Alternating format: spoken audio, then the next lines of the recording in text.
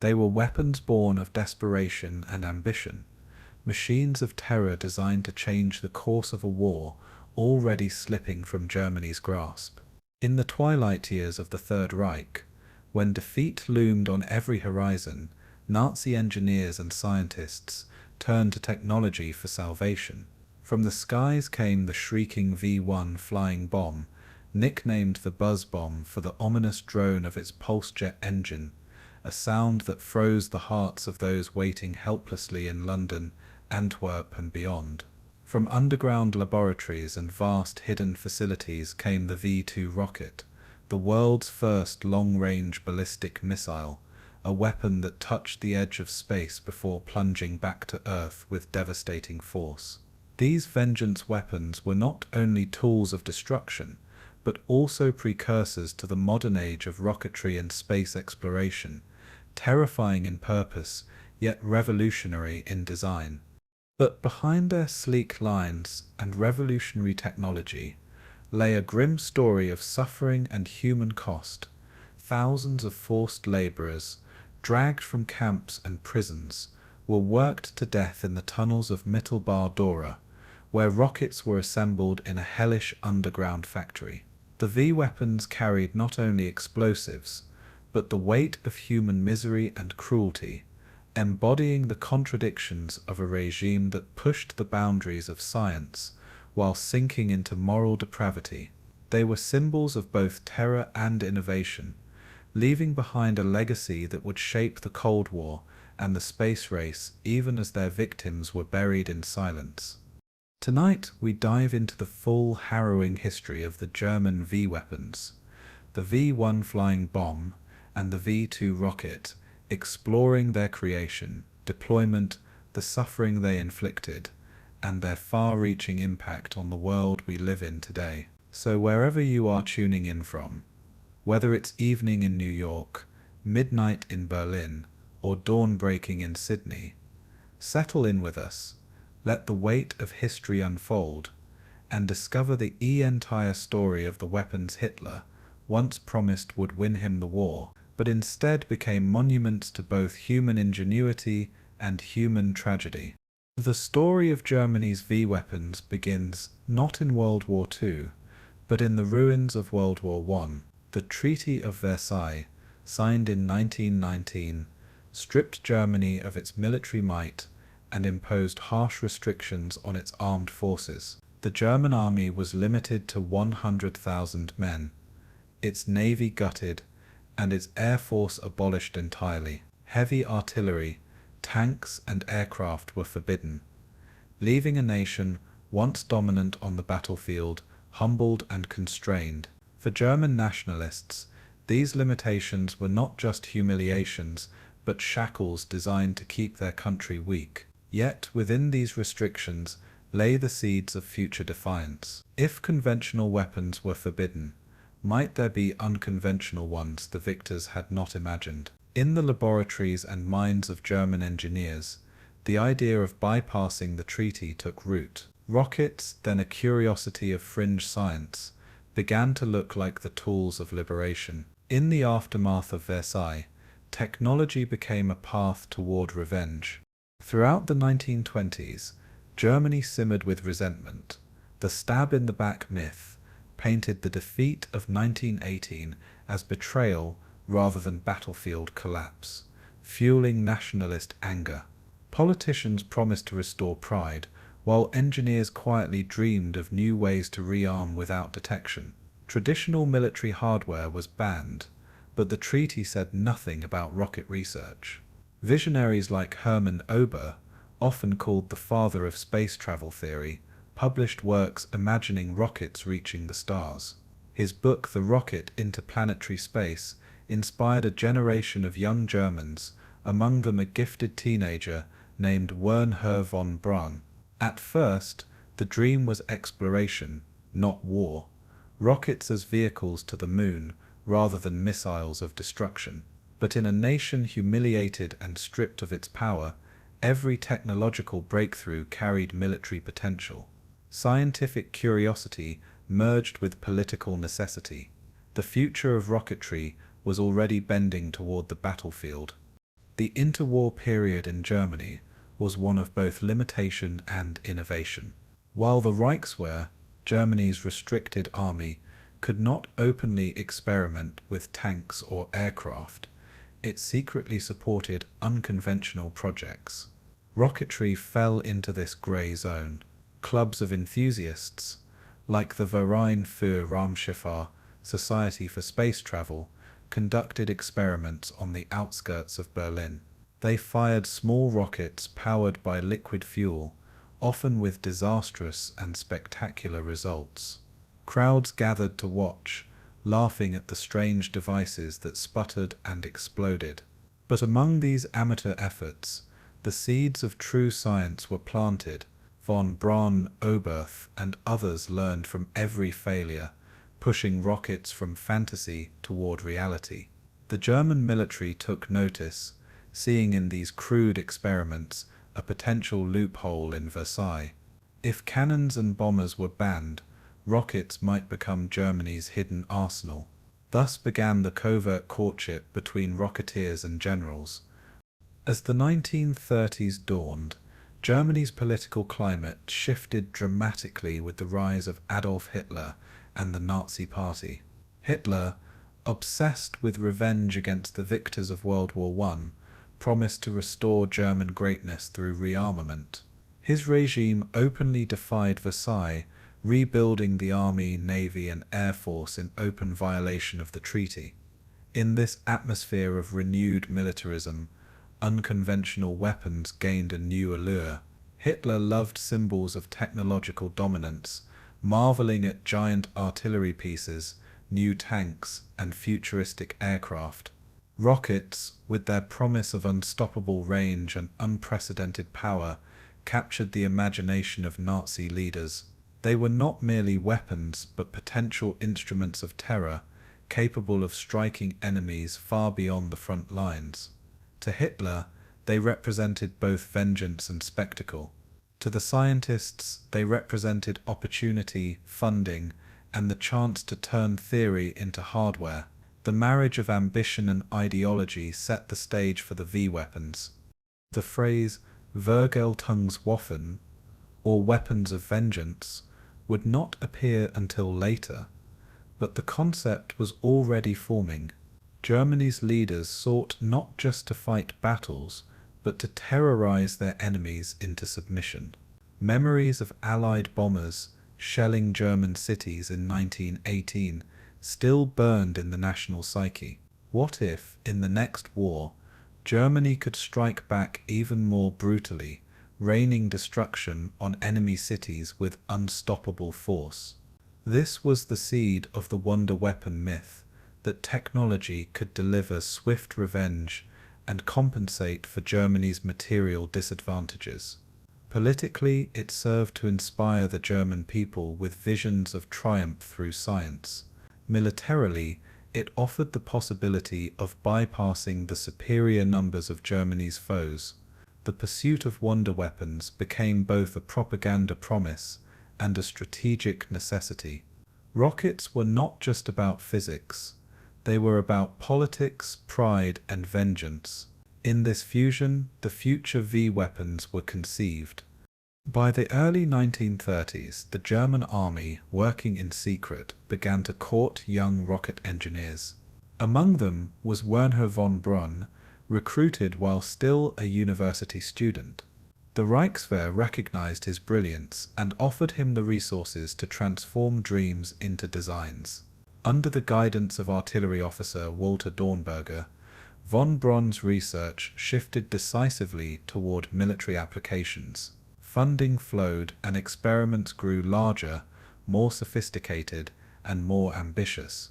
The idea of a rocket capable of carrying explosives across hundreds of miles began to move from fantasy to blueprint.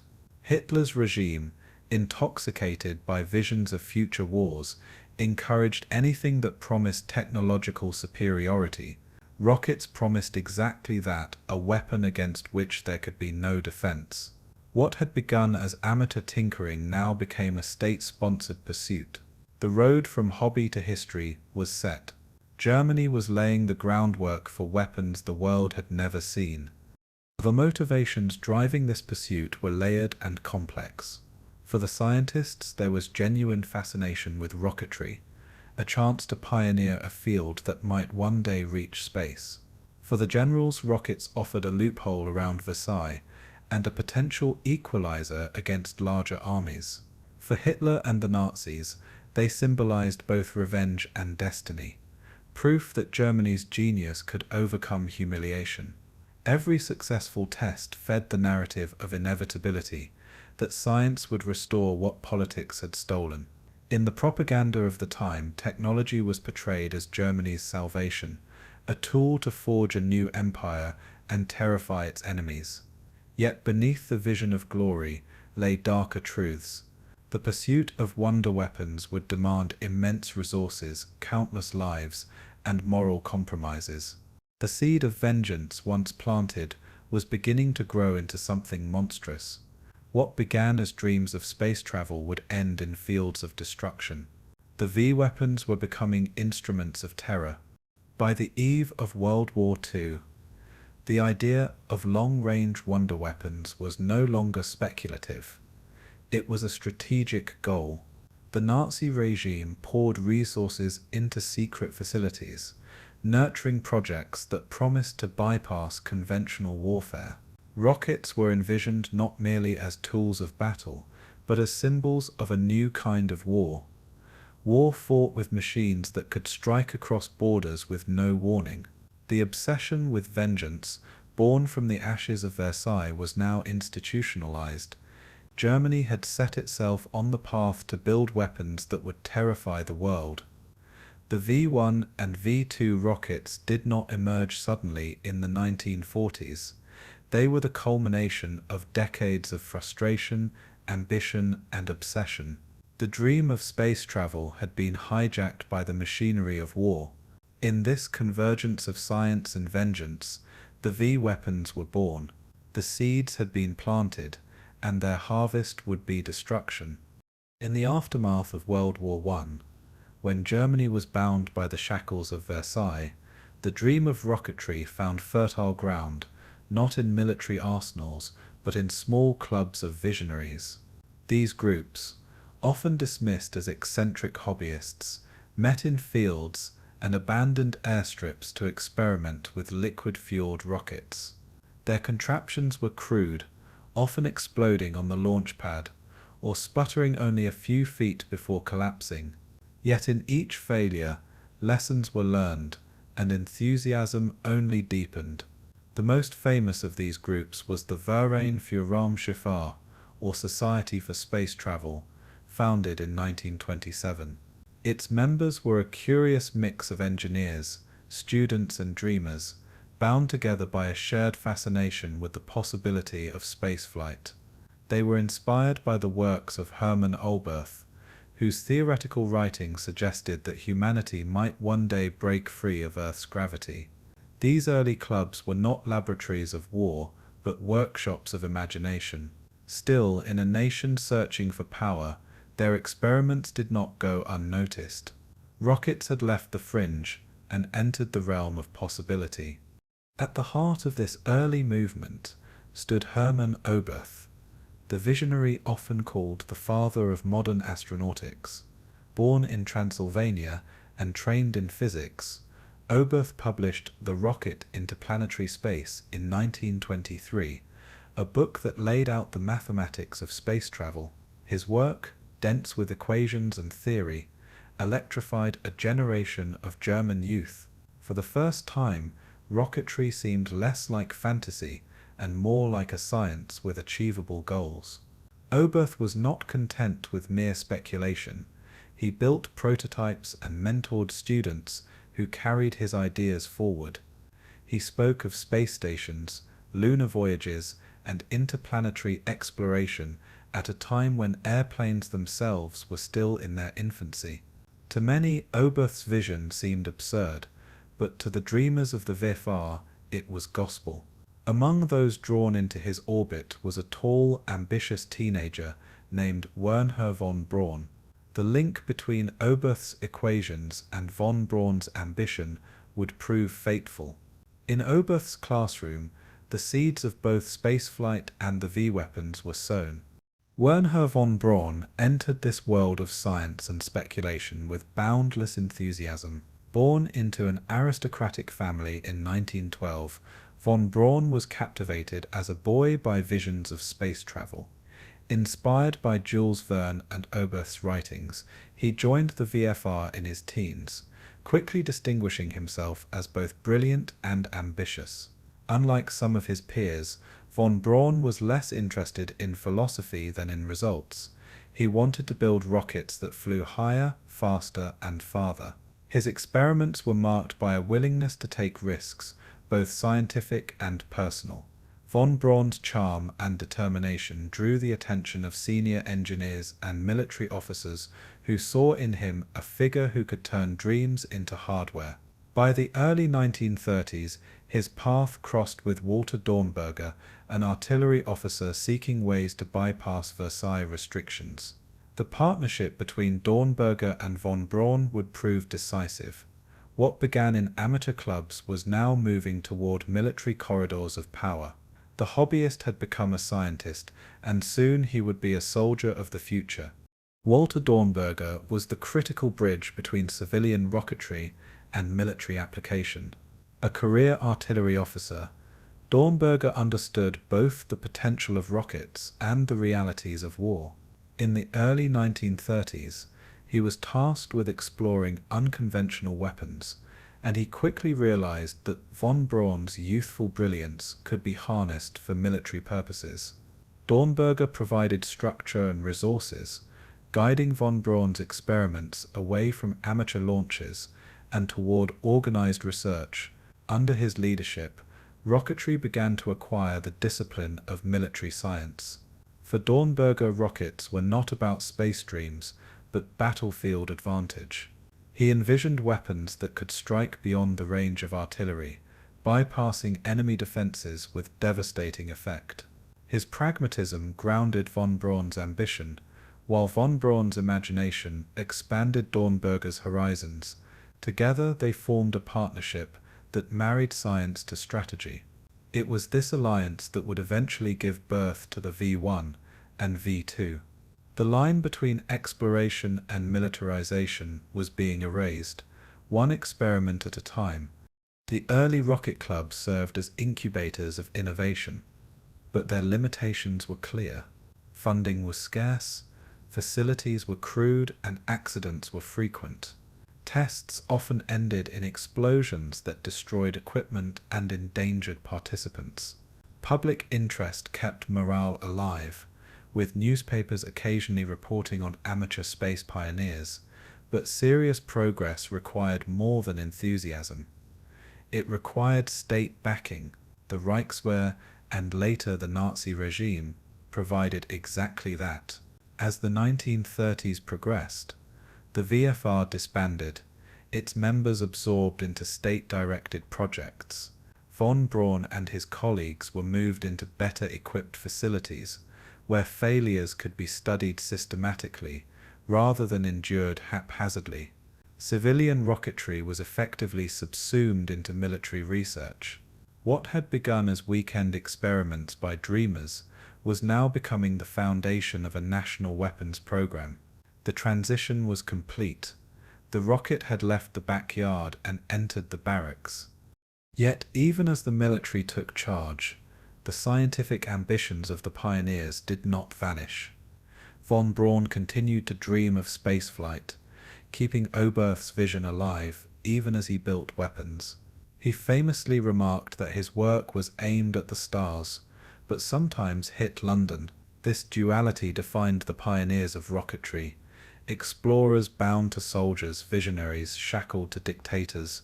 For Oberth, the war years brought disappointment, as his influence waned in favor of younger men like von Braun. Dornberger, meanwhile, embraced the military applications wholeheartedly, shaping the program into a disciplined pursuit of results.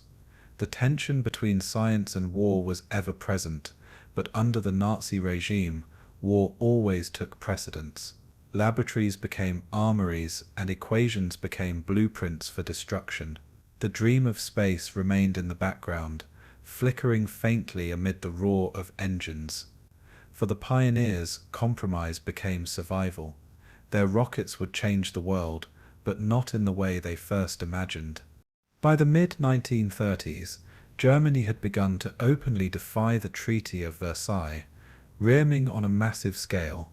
Tanks rolled off production lines, aircraft squadrons filled the skies, and war industries thrived under Hitler's watch. In this climate, the rocket program found fertile ground for expansion. What had once been a loophole in treaty restrictions was now a centerpiece of rearmament. Von Braun, supported by Dornberger, secured funding to establish the Peenemünde Research Center on the Baltic coast. Here, engineers and scientists could work in secrecy and scale their experiments beyond anything the Weber had imagined. Test flights grew more sophisticated, reaching higher altitudes and longer ranges. The dreamers had become professionals, and their projects were no longer small-scale curiosities, but state-supported endeavors. The transition from civilian rocketry to military rocketry was complete. Germany was on the road to creating the world's first ballistic missiles. The story of these pioneers is one of paradox. They began as idealists, inspired by the possibility of space exploration, driven by equations and imagination. Yet the political realities of Germany in the 1930s forced them into roles they might never have chosen on their own. Von Braun, Oberth, and Dornberger embodied the tension between curiosity and complicity, between scientific progress and moral compromise. Their work laid the foundations not only for the terror weapons of the V1 and V2, but also for the rockets that would one day carry satellites and astronauts into orbit. In their hands, science became both a weapon and a promise, a force for destruction and for discovery. The shift from civilian rocketry to military rocketry was not merely a technical transition, but a moral one. The pioneers of the 1920s had become the engineers of the 1930s. The trajectory of their rockets mirrored the trajectory of their nation, aimed toward greatness but bound for war.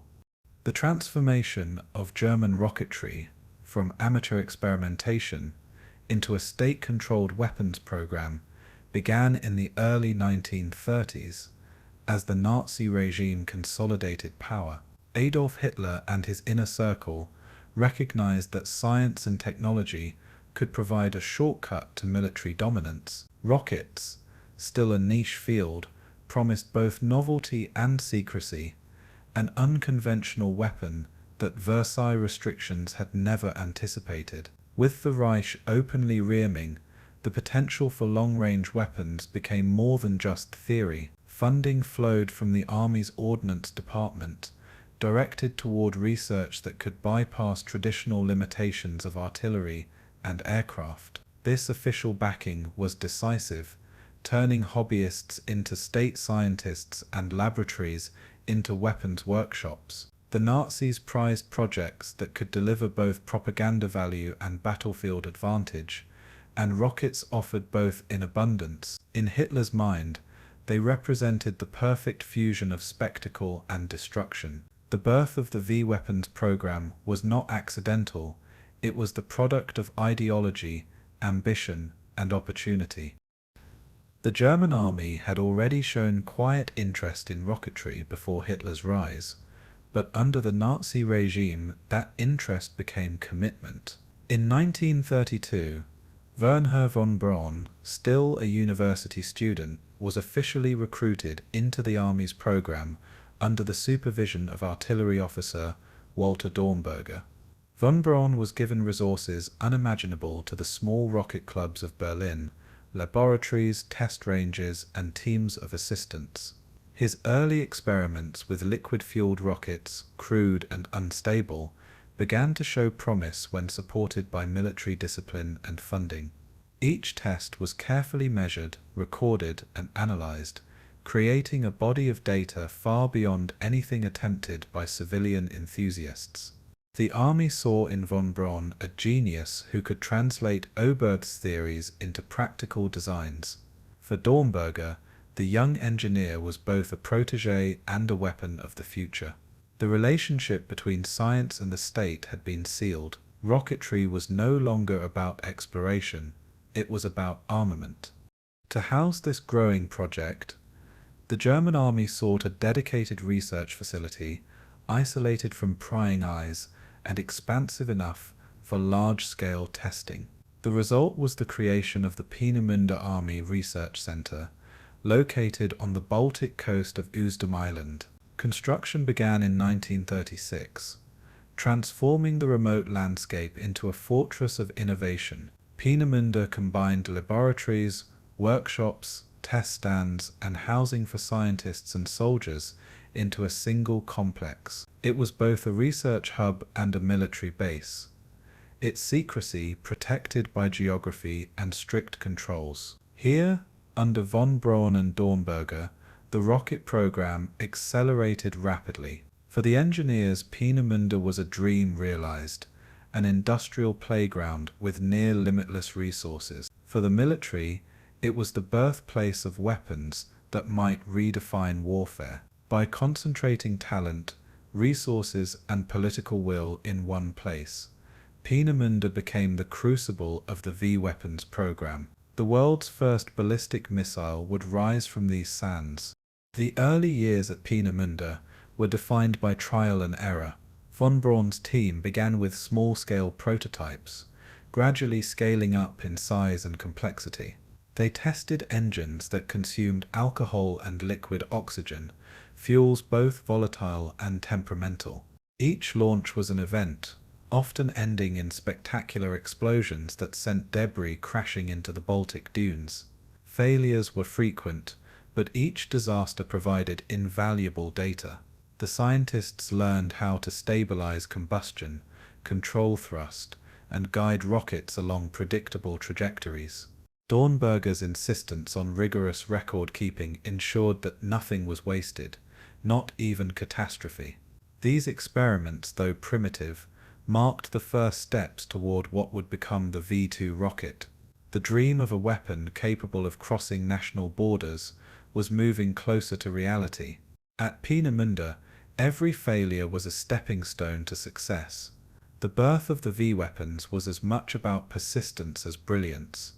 Parallel to the liquid fuel rocket program, German engineers pursued a simpler, more practical design. The pulse jet-powered flying bomb that would later be known as the V1. Unlike the V2, which demanded cutting-edge science, the V1 was designed for mass production and ease of use. It was essentially an unmanned aircraft, guided by gyroscopes and powered by a crude but effective pulse jet engine. Engineers tested prototypes at Peenemünde and other sites, refining the design to carry a warhead over long distances. The V1 lacked sophistication, but its simplicity made it ideal for rapid deployment. It could be launched from catapults or ramps, requiring no elaborate infrastructure. The concept of sending swarms of cheap, pilotless bombs across the channel appealed to Nazi planners seeking terror and disruption. Together, the V1 and V2 represented two sides of the same coin. One a crude but practical weapon, the other a revolutionary leap in technology. Both were born in the same crucible of Peenemünde. The presence of so many scientists, engineers, and soldiers at Peenemünde created a unique atmosphere. It was part laboratory, part barracks, and part utopian community for those devoted to rocketry. Von Braun, charismatic and ambitious, inspired loyalty among his young team, many of whom were barely out of university. They worked long hours, often through the night, driven by a sense that they were shaping the future.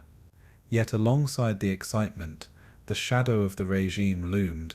SS overseers monitored progress, ensuring that loyalty to the Reich was never in doubt. Failure was tolerated in the laboratory, but political disloyalty was not.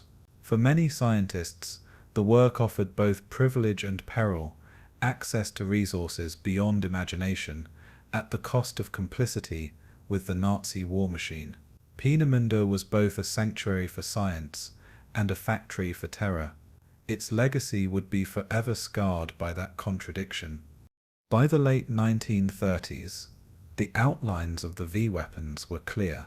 The V-1 flying bomb promised mass terror through swarms of doodlebugs, while the V-2 rocket promised technological shock and unstoppable destruction. Nazi leaders eagerly embraced the propaganda value of both. Goebbels envisioned broadcasts announcing the dawn of a new era of German supremacy through wonder weapons. Hitler, fascinated by the spectacle of rockets, demanded accelerated progress and prioritized resources despite the war's growing demands. For the engineers, the challenge was immense, turning prototypes into weapons ready for combat. They refined guidance systems, improved fuels, and tested warhead integration. Each milestone brought them closer to deployment, and each success fed the Nazi obsession with vengeance weapons. The birth of the program was complete.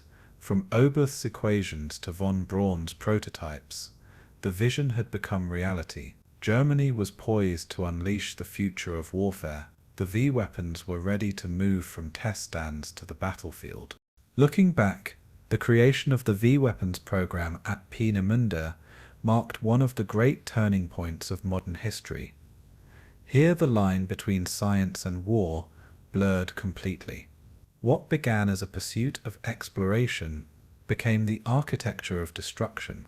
Peenemünde was the crucible where imagination was militarized, where dreamers became weapons designers.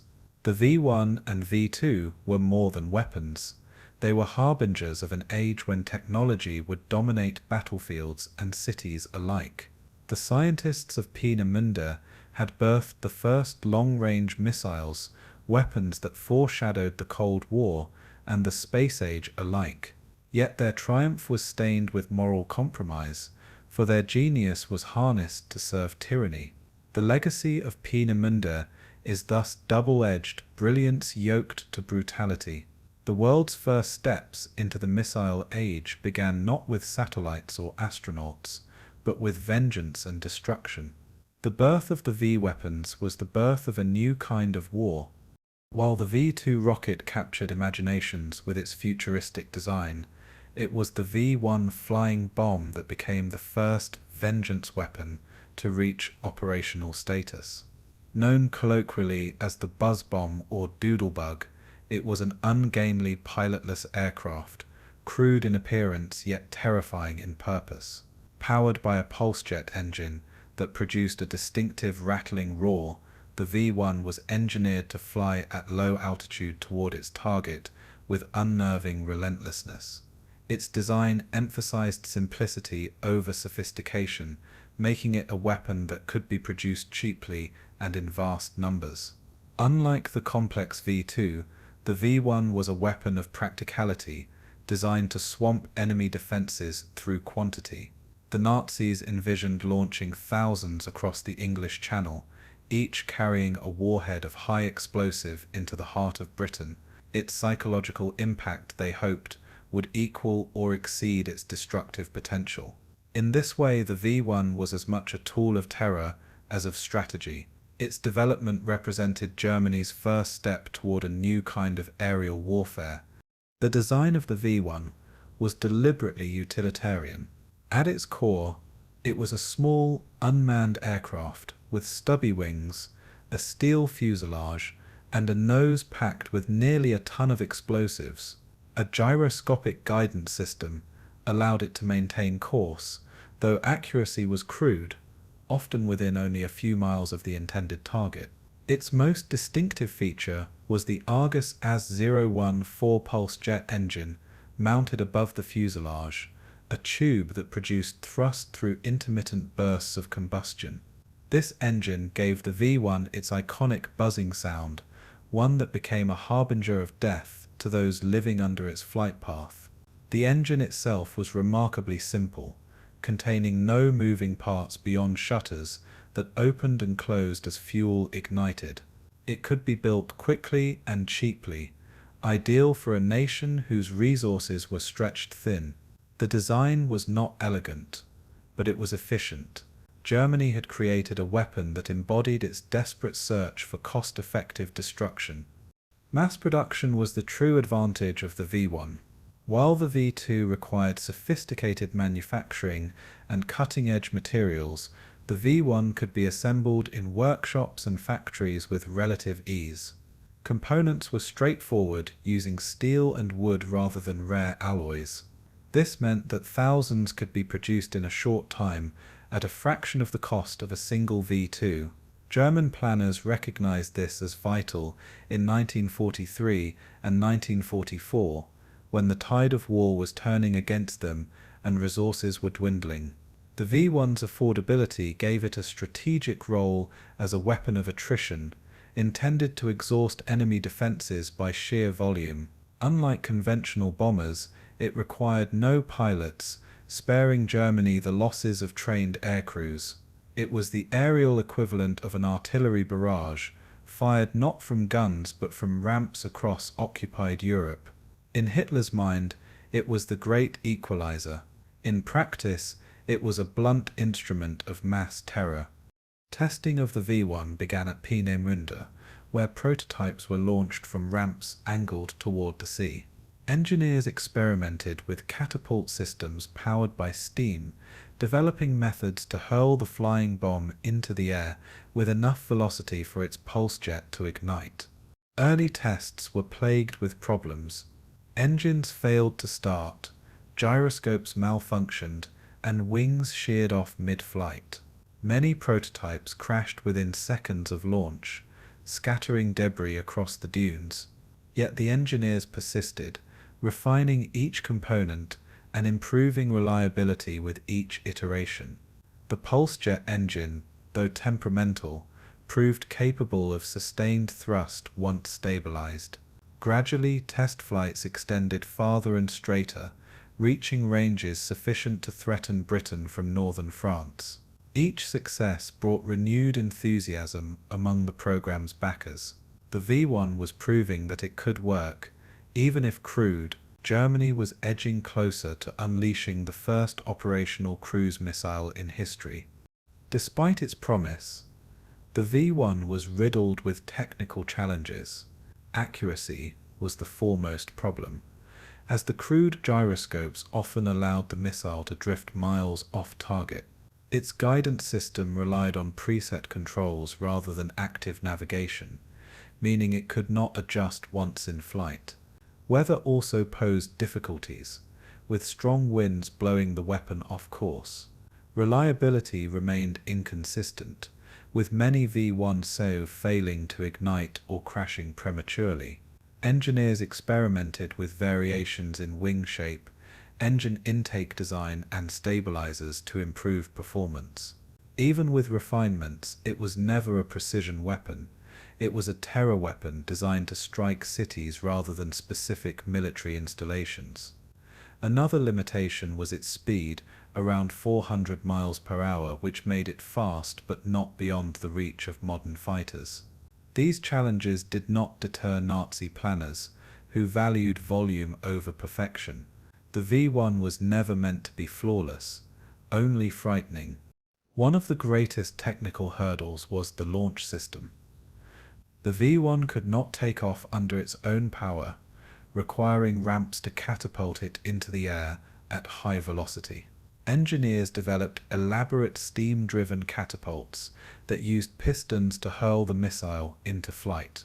These ramps had to be constructed across occupied Europe, often hidden in forests or camouflaged near coastlines. Each site required significant resources, making them vulnerable to Allied reconnaissance and bombing. Still, hundreds were built in preparation for the campaign against Britain. The ramps gave the V1 operational flexibility, but also left a clear trail for the Allies to follow. The sight of these installations under construction alerted enemy intelligence to the coming threat. Despite the vulnerability, the launch system proved effective. With it, Germany had created a weapon that could bypass air defenses and strike London from across the Channel. The catapult was the key that unlocked the buzz bomb's potential. The V1's psychological effect was anticipated as much as its physical destruction. Its signature buzzing sound, produced by the pulse-jet engine, could be heard long before the weapon struck. Civilians quickly learned to associate the sound with impending doom. More terrifying still was the sudden silence when the engine cut out, signaling that the bomb was about to dive toward its target. This psychological torment, engineers believed, would sap morale and spread fear far beyond the radius of destruction. It was terror by design, engineered into the very mechanics of the weapon. Even before its operational debut, German propaganda began to speak of the V1 as a secret weapon that would punish Britain. Hitler, captivated by the idea of vengeance from the skies, saw in the V1 a way to repay the bombing of German cities. The buzz bomb was not just a weapon, it was a message. That message was vengeance, written in fire and steel. By the early 1940s, the V1 was ready for deployment. Engineers had refined its design, built launch infrastructure, and prepared for mass production. It was not a precise weapon, nor a flawless one, but it was practical enough to be unleashed. The Nazis believed that by launching thousands they could overwhelm defenses and force Britain to its knees. In reality, the V1 would prove less decisive than its creators imagined, but its development marked a milestone in military history. It was the first operational cruise missile, a precursor to modern guided weapons. Its simplicity, cost-effectiveness, and psychological terror ensured it a place in the annals of warfare. The V1 was born not of elegance, but of desperation. In its buzzing roar, the world heard the sound of innovation twisted into vengeance. It was the first of Germany's vengeance weapons, and it heralded a new age of warfare.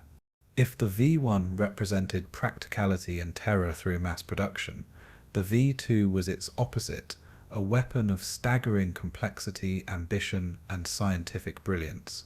It was the world's first ballistic missile, the first man-made object to cross the boundary into space, and the first weapon to strike its target at supersonic speeds. Unlike the V1, which droned noisily toward its victims, the V2 struck silently, descending faster than the speed of sound with no warning before impact. Its design pushed the limits of physics and engineering, forcing von Braun's team to invent solutions for problems no one had ever solved.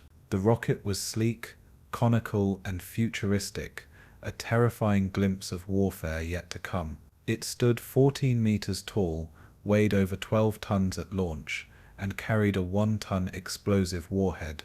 Propelled by a liquid fuel engine, it rose to altitudes exceeding 50 miles before arcing back down toward its target.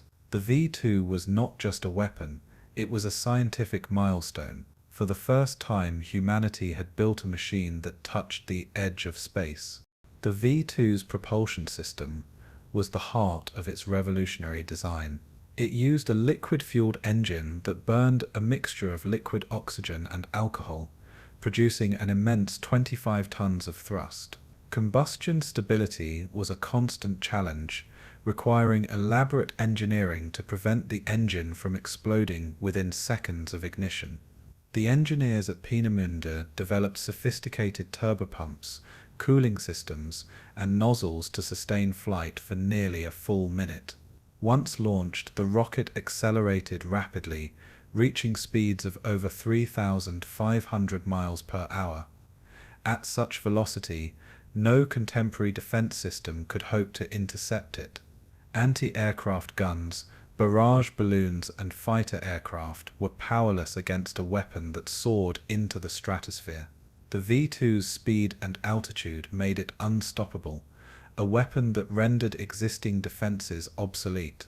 To the Nazis, this seemed like a technological miracle. To its victims, it was terror made invisible and inevitable. The V2 introduced the world to the age of supersonic warfare. Guidance was another unprecedented achievement of the V2 program. While the V1 relied on crude gyroscopes and preset timers, the V2 employed a complex inertial guidance system. Gyroscopes and accelerometers worked together to monitor the rocket's flight path, feeding data to an onboard computer that adjusted vanes in the engine exhaust. These vanes, made of graphite and positioned directly in the exhaust stream, allowed for minute corrections in trajectory during the powered phase of flight. Once the engine burned out, the rocket coasted along a ballistic arc, its course determined by physics. Accuracy was far from perfect. Misses of several miles were common, but for city-sized targets, this was more than sufficient. The precision was revolutionary compared to anything previously attempted in long-range bombardment. The V2 demonstrated for the first time that a missile could be guided without human input, an innovation that would shape every rocket that followed. It was not just a weapon, it was the prototype of modern rocketry. Von Braun's team at Peenemünde embodied a fusion of youthful ambition and state-sponsored power. Many of the engineers were in their 20s and 30s. Inspired by Oberth's spaceflight theories, yet bound to Dornberger's military discipline, they worked under immense pressure, knowing both Hitler's obsession and Himmler's SS oversight demanded results. Failures were frequent, with test launches exploding on the pad or veering wildly off course.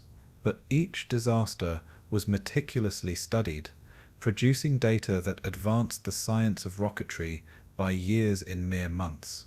Von Braun's charisma held the team together, inspiring them with his grand vision of space exploration, even as they built weapons for the Reich. His ability to navigate between dreamer and pragmatist made him invaluable to both scientists and generals. At Peenemünde, long hours and endless experimentation forged breakthroughs in aerodynamics, guidance, and propulsion. The V2 was their masterpiece, born of obsession and necessity. It was the crown jewel of the Nazi wonder weapon program. The leap from the V1 to the V2 was not incremental, it was revolutionary. The V1 was a flying bomb, essentially an unmanned airplane with a crude pulse jet. The V2, by contrast, was a true rocket, independent of atmospheric lift, capable of climbing above the Earth's atmosphere.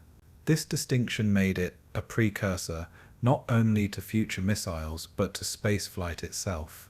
Every component of the V2 introduced concepts that would be used decades later in space programs: liquid propulsion, inertial guidance, high-altitude aerodynamics, and thermal shielding.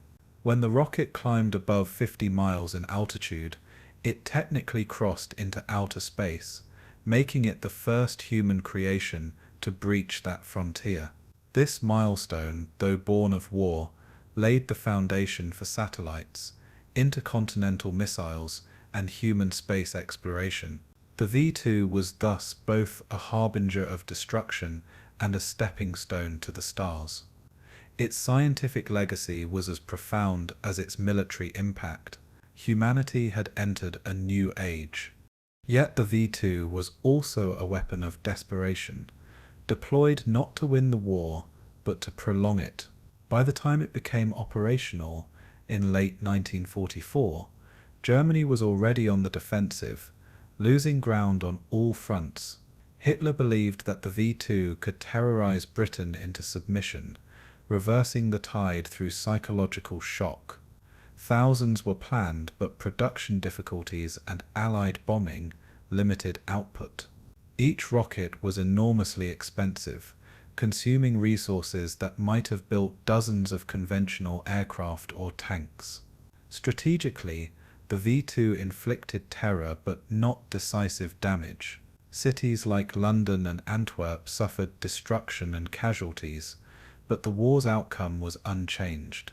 The weapon's significance lay more in its symbolism than in its battlefield utility.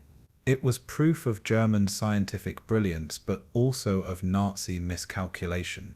The V2 was too late, too costly and too inefficient to alter the war. It was a miracle weapon in name only. Still, the scientific significance of the V2 cannot be overstated. It marked the beginning of the missile age, demonstrating that long-range rockets were feasible weapons of war. It was also the beginning of space exploration, even if its purpose was destruction. The data collected by von Braun's team at Peenemünde, from engine dynamics to guidance control, became the foundation for every rocket program that followed. After the war, both the United States and the Soviet Union raced to capture V2 Cirrus components and scientists. Operation Paperclip brought von Braun and his colleagues to America, where they built the Saturn rockets that carried humans to the moon. The Soviets, equally determined, seized V2 engineers and parts to jumpstart their own missile program. In this way, the V2's legacy extended far beyond 1945. It shaped the Cold War and the space race, influencing humanity's path to the stars. The V2 was both a weapon of vengeance and a gateway to the future. The V2 rocket remains one of the most paradoxical inventions of the 20th century. Conceived in secrecy, built with brilliance, and deployed with brutality, it symbolized both humanity's highest achievements and darkest compromises. It introduced the world to supersonic flight, inertial guidance, and the reality of ballistic missiles. It also brought terror to cities, death to civilians, and suffering to thousands of slave laborers who built it. In its fiery ascent, the V2 touched the edge of space, but in its descent, it shattered homes and lives. It was both the pinnacle of scientific ingenuity and the embodiment of moral failure. For von Braun and his team, it was the realization of childhood dreams twisted into instruments of war. For history, it was the beginning of the rocket age. The V2 was more than a weapon, it was a turning point in human history. Born of vengeance, it pointed toward the stars. On the windswept Baltic coast of Usedom Island, the Nazis built one of the most secretive and advanced research facilities of the Second World War. Known simply as Peenemünde, it became the fortress of innovation where Germany's dreams of vengeance weapons took shape. Conceived in 1936 and operational within a few years, it sprawled across nearly 25 square kilometers of isolated coastline. The choice of location was deliberate, remote enough to shield its activities from curious eyes, yet accessible enough for transport by sea and rail. Surrounded by forests, dunes, and water, the site was naturally concealed, its isolation a cloak of secrecy. High fences and guard posts further ensured that only authorized personnel could enter. Inside, a self-contained world emerged, blending cutting-edge laboratories with military barracks and test ranges. It was part research facility, part military base, and part utopian enclave for scientists. Peenemünde was where theory met application, and imagination was forced into steel. It was the beating heart of the V-Weapons program. The layout of Peenemünde reflected its dual purpose as both research hub and weapons factory. At its center stood the Army Research Station, a cluster of laboratories, drafting rooms, and workshops, where designs were sketched and prototypes built. Nearby rose massive assembly halls where rockets could be constructed under strict supervision. To the north stretched expansive test fields, dotted with launch pads, observation towers, and reinforced bunkers. Beyond them lay the airfield, where the Luftwaffe tested the V-1 flying bomb and provided logistical support. Housing facilities for engineers and workers were built alongside barracks for soldiers and SS guards. A power plant generated electricity for the site, while docks and railways linked Peenemünde to Germany's industrial heartland. This integration of science, military, and industry was unprecedented in scale. Everything required for the development of advanced rockets existed within Peenemünde's boundaries. It was a city of war, built to serve one purpose, the creation of weapons unlike any the world had seen. The testing ranges were the most dramatic feature of Peenemünde. Here engineers launched experimental rockets along carefully measured trajectories, collecting data with precision instruments. Massive concrete test stands anchored prototypes, allowing engines to be fired while scientists monitored combustion, thrust, and cooling. Observation bunkers, equipped with high-speed cameras and radar, tracked flights across the skies. Each launch was both spectacle and peril, with failures producing explosions that shook the coastline. The Baltic Sea provided a natural range into which rockets could be fired safely, their arcs traced over water rather than populated land. Specialized barges and recovery teams retrieved wreckage for analysis. Every flight added to a growing body of knowledge, moving the V2 from prototype to operational weapon. The roar of engines and the thunder of launches became the soundtrack of Peenemünde. It was here, in fire and smoke, that the future of warfare was tested. The site itself became an outdoor laboratory for the missile age. Life for the engineers at Peenemünde was unlike anything else in wartime Germany. While much of the nation endured shortages, bombings, and rationing, the scientists lived in relative comfort. They were provided with modern housing, recreational facilities, and even cultural activities to maintain morale. Von Braun, charismatic and ambitious, fostered a spirit of camaraderie, often organizing gatherings where ideas could flow freely. For young engineers, many barely out of university, it felt like a scientific utopia. They were insulated from the horrors of the front and given resources beyond imagination. Yet this privileged existence came with invisible chains. SS officers monitored their loyalty, and failure to produce results carried consequences. Scientists walked a fine line between dream and duty, enjoying comfort while serving a regime built on terror. At Peenemünde, they lived in a paradox, both pioneers of the future and instruments of a dictatorship. Their world was sheltered, but never free. Workers at Peenemünde experienced a far harsher reality. While engineers lived in relative comfort, much of the labor force consisted of conscripted workers and prisoners. As the war dragged on, forced labor from occupied territories and concentration camps was increasingly used to meet production demands. These men and women endured poor conditions, long hours, and constant supervision by armed guards. Unlike the scientists, they lived in barracks devoid of comfort, subsisting on meager rations while performing exhausting tasks. Many died from overwork, malnutrition, or accidents during dangerous construction projects. For them, Peenemünde was not a fortress of innovation, but a prison of exploitation. The brilliance of the rockets was built on their suffering, a dark shadow behind the program's achievements.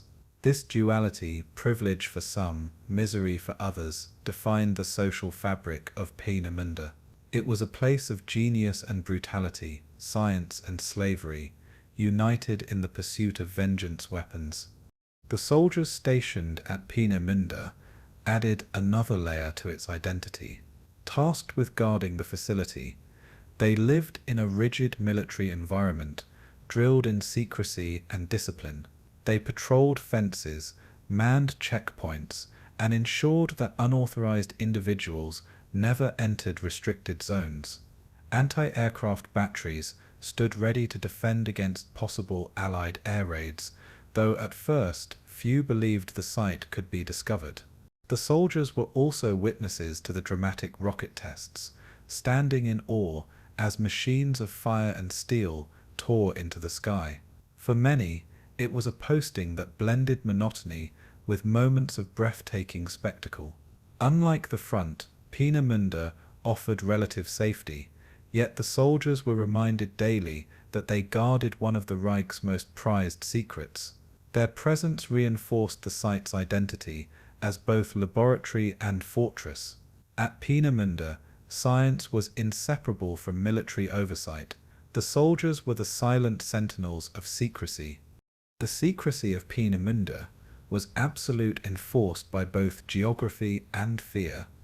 Workers and engineers were sworn to silence, with SS officers ensuring compliance.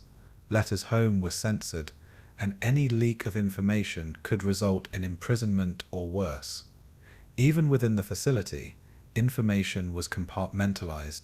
Few had access to the full scope of the program. Despite this, rumors spread through occupied Europe of German rockets being tested on the Baltic coast. The Allies eventually pieced together intelligence from resistant sources, aerial reconnaissance, and intercepted communications. Yet for several years, Peenemünde remained hidden in plain sight, its launches mistaken for artillery tests or routine exercises. The shroud of secrecy was part of its success, allowing engineers to experiment freely without fear of enemy interference. It was only in 1943, with the British raid known as Operation Hydra, that the illusion of invulnerability was shattered. Until then, Peenemünde thrived in the shadows. Peenemünde remains one of the most extraordinary sights of World War II, a paradox of brilliance and brutality.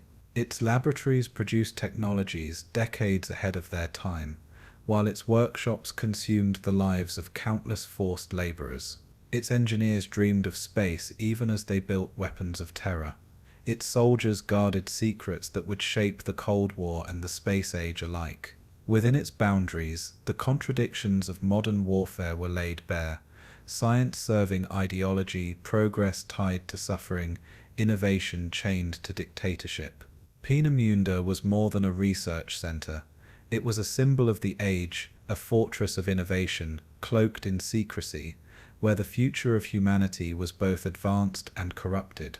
The roar of its rockets echoed into history, heralding the dawn of the missile age. Yet the silence of its graves whispered another truth. The legacy of Peenemünde was never pure. It was a monument to both genius and guilt. For years, Peenemünde had thrived in secrecy, shielded by geography, military discipline, and Nazi confidence. Yet by 1942, whispers of German long-range rockets began to reach British ears. Resistance networks in occupied Europe reported strange construction sites, odd shipments of liquid oxygen, and rumors of weapons being tested on the Baltic coast. Aerial reconnaissance photographs showed unusual structures, concrete pads, and scorch marks that suggested something more than ordinary artillery practice. Analysts at Britain's Air Ministry began piecing together these fragments, realizing that Peenemünde was no mere garrison. It was a research facility unlike any other. The fear of wonder weapons, long dismissed as propaganda, suddenly gained weight. The British had endured the Blitz and knew the destructive power of aerial bombardment. The thought of an unstoppable rocket was chilling. By 1943, intelligence reports had reached a consensus: Peenemünde must be destroyed. The race was on to stop the V-weapons before they could reach the battlefield. The decision to strike Peenemünde was driven by both urgency and fear. British scientists, led by Professor R.V. Jones of the Air Ministry's Scientific Intelligence, argued that delaying the German program was essential to protect Britain from devastation. They warned that if the V-weapons became operational, London could face destruction greater than the Blitz. Winston Churchill, always sensitive to the psychological and strategic impact of bombing, authorized a daring mission. It would not be easy. Peenemünde was heavily defended by flak batteries and positioned deep inside German territory. The plan was to unleash Bomber Command in a concentrated night raid, striking laboratories, living quarters, and test facilities in one coordinated assault. The codename was Operation Hydra, part of the larger Crossbow initiative aimed at neutralizing German secret weapons. It would be one of the most ambitious bombing raids of the war. The fate of Britain's cities seemed to hang in the balance. On the night of August 17th, 1943, the operation began. Nearly 600 aircraft of RAF Bomber Command, including Lancasters, Halifaxes and Stirlings, lifted into the skies over Britain, their target the heart of Peenemünde. The plan called for a sequence of waves, striking first at the living quarters of scientists and engineers, then at the laboratories, and finally at the test facilities. Pathfinders dropped flares to mark the targets, guiding the bombers through the darkness. But even with careful planning, confusion was inevitable. Navigation errors caused some bombs to fall short, striking nearby villages and causing heavy civilian casualties. Anti-aircraft fire and night fighters claimed dozens of bombers, turning the skies into a deadly contest of survival. Yet despite losses, the raid pressed on with relentless determination. For hours the Baltic coast was illuminated by fire and explosions. Peenemünde's fortress of Secrecy was finally burning. The impact on the ground was devastating. Workshops were destroyed, laboratories were reduced to rubble, and critical infrastructure was crippled. Several key personnel were killed, including engineers and technicians essential to the V-Weapons program. Tragically, the raid also killed hundreds of forced laborers housed near the site, men and women who had been enslaved to build the rockets. For the Allies, these deaths were collateral damage. For history, they were part of the moral complexity of total war. Still, the raid achieved its strategic purpose. Peenemünde was no longer safe. The shock of the bombing reverberated through the German High Command, who realized that secrecy was no longer possible. The British had discovered their most guarded project. From that night forward, Peenemünde was a symbol not only of innovation but of vulnerability. The myth of invulnerability had been shattered in fire and ash. Operation Hydra forced the Germans to take drastic action. Fearing further raids, they decided to disperse V-Weapons production across Germany and occupied Europe. The centerpiece of this relocation was the Mittelwerk facility near Nordhausen, an underground factory carved into the Harz Mountains. Here production would continue shielded from Allied bombers, using vast tunnels originally intended for fuel storage. To staff this secret plant, the SS brought thousands of concentration camp prisoners, who labored under horrific conditions at Dora. Peenemünde remained a test center, but mass production was no longer possible on its exposed coast. The bombing had transformed the V-Weapons program, scattering it into a network of underground facilities. This dispersal slowed progress, delayed deployment, and increased reliance on forced labor. Operation Hydra had not ended the program, but it had fundamentally altered its trajectory. The Allies had struck a blow that would shape the future of the V-Weapons. The raid also had a profound psychological effect on both sides. For the British public, news of Peenemünde's destruction offered reassurance that the government was acting to protect them from Hitler's terror weapons.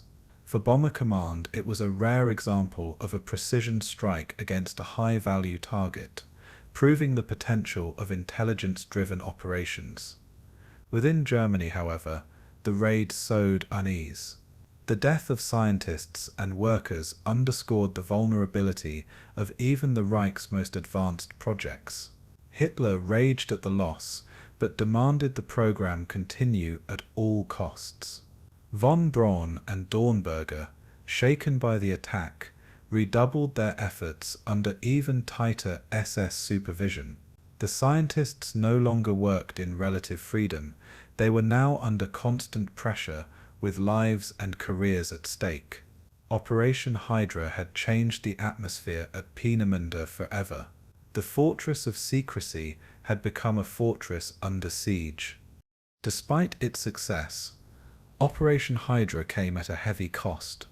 40 British bombers failed to return, with more than 200 aircrew killed. The losses were a sobering reminder of the price of striking deep into enemy territory. The civilian casualties in nearby villages, running into the hundreds, added to the tragedy. Yet strategically, the raid was one of the most significant of the war. By delaying the V-weapons program by months, perhaps even a year, it spared Britain from a more devastating bombardment in 1943 and early 1944.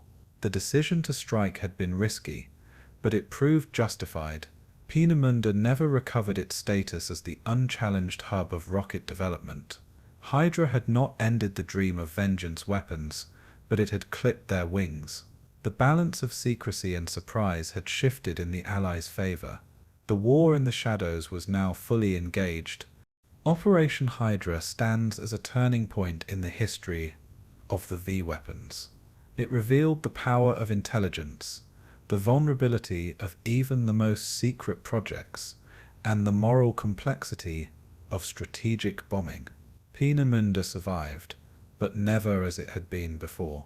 The dispersal to Mittelwerk marked the next chapter of the program, one written in the darkness of underground tunnels and the suffering of slave laborers.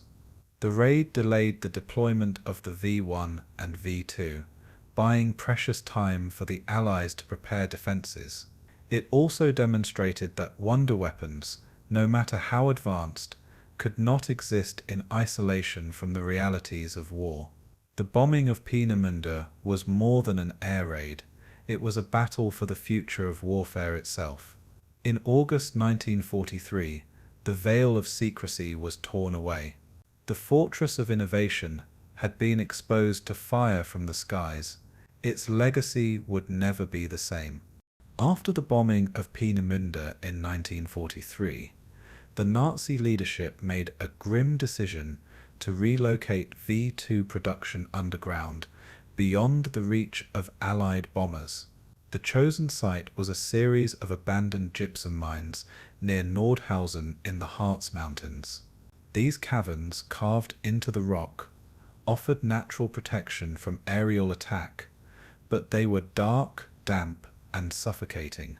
Engineers transformed the tunnels into what became known as the Mittelwerk facility, a sprawling underground factory stretching for miles. Here, deep within the earth, the Reich sought to mass-produce its wonder weapon. The decision was driven not only by strategic necessity, but also by desperation. The rockets had to continue no matter the cost. To achieve this, the Nazis turned to the one resource they had in abundance: prisoners. The Mittelwerk would be staffed not by volunteers, but by slaves. In these tunnels, the V2's story entered its most inhuman chapter. The age of rocket science was built on forced labor. To supply workers for the Mittelwerk, the SS established Kase Mittelbau Dora, a subcamp of Buchenwald. Prisoners arrived in endless convoys, transported from across occupied Europe. They were political prisoners, resistance fighters, Jews and men pulled from the ruins of conquered nations. The camp was designed not to rehabilitate, or even to contain, but to exploit. Prisoners were marched into the tunnels each day, forced to work 12, 14, sometimes 16 hours without pause. They dug new galleries, hauled equipment, and assembled rocket parts under the watchful eyes of guards. The work was exhausting and relentless, carried out in air thick with dust and fumes. There was no sunlight, no fresh air, and little food. Beatings were frequent, punishments brutal, and executions common. Dora was not a camp of survival, it was a camp of death by labor. For those inside, Mittelwerk was not a factory, but a tomb. Conditions in the tunnels were horrific beyond comprehension. With thousands of men crammed into the underground galleries, there was no proper ventilation, sanitation, or sleeping quarters.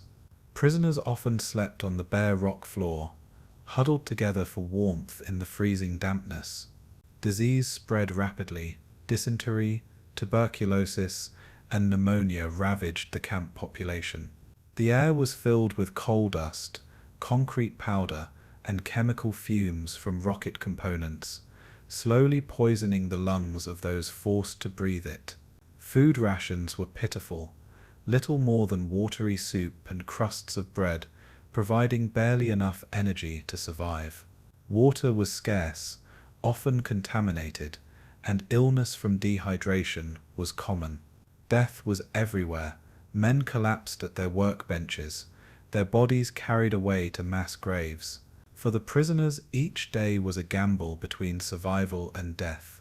Mittelwerk consumed lives as surely as it produced rockets.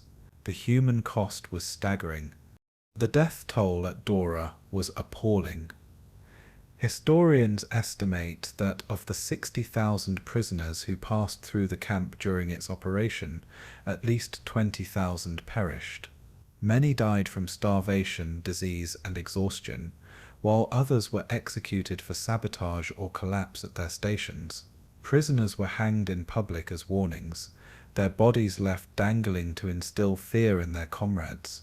Some attempted acts of resistance, subtly damaging rocket components or loosening bolts, but discovery meant certain death.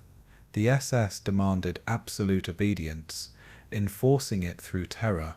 Corpses piled up faster than they could be buried, their lives extinguished in the service of technology. The Mittelwerk was thus both a factory and a graveyard, its tunnels echoing with the suffering of the enslaved. Every rocket built there was stained with human blood. The triumph of engineering was inseparable from the tragedy of genocide.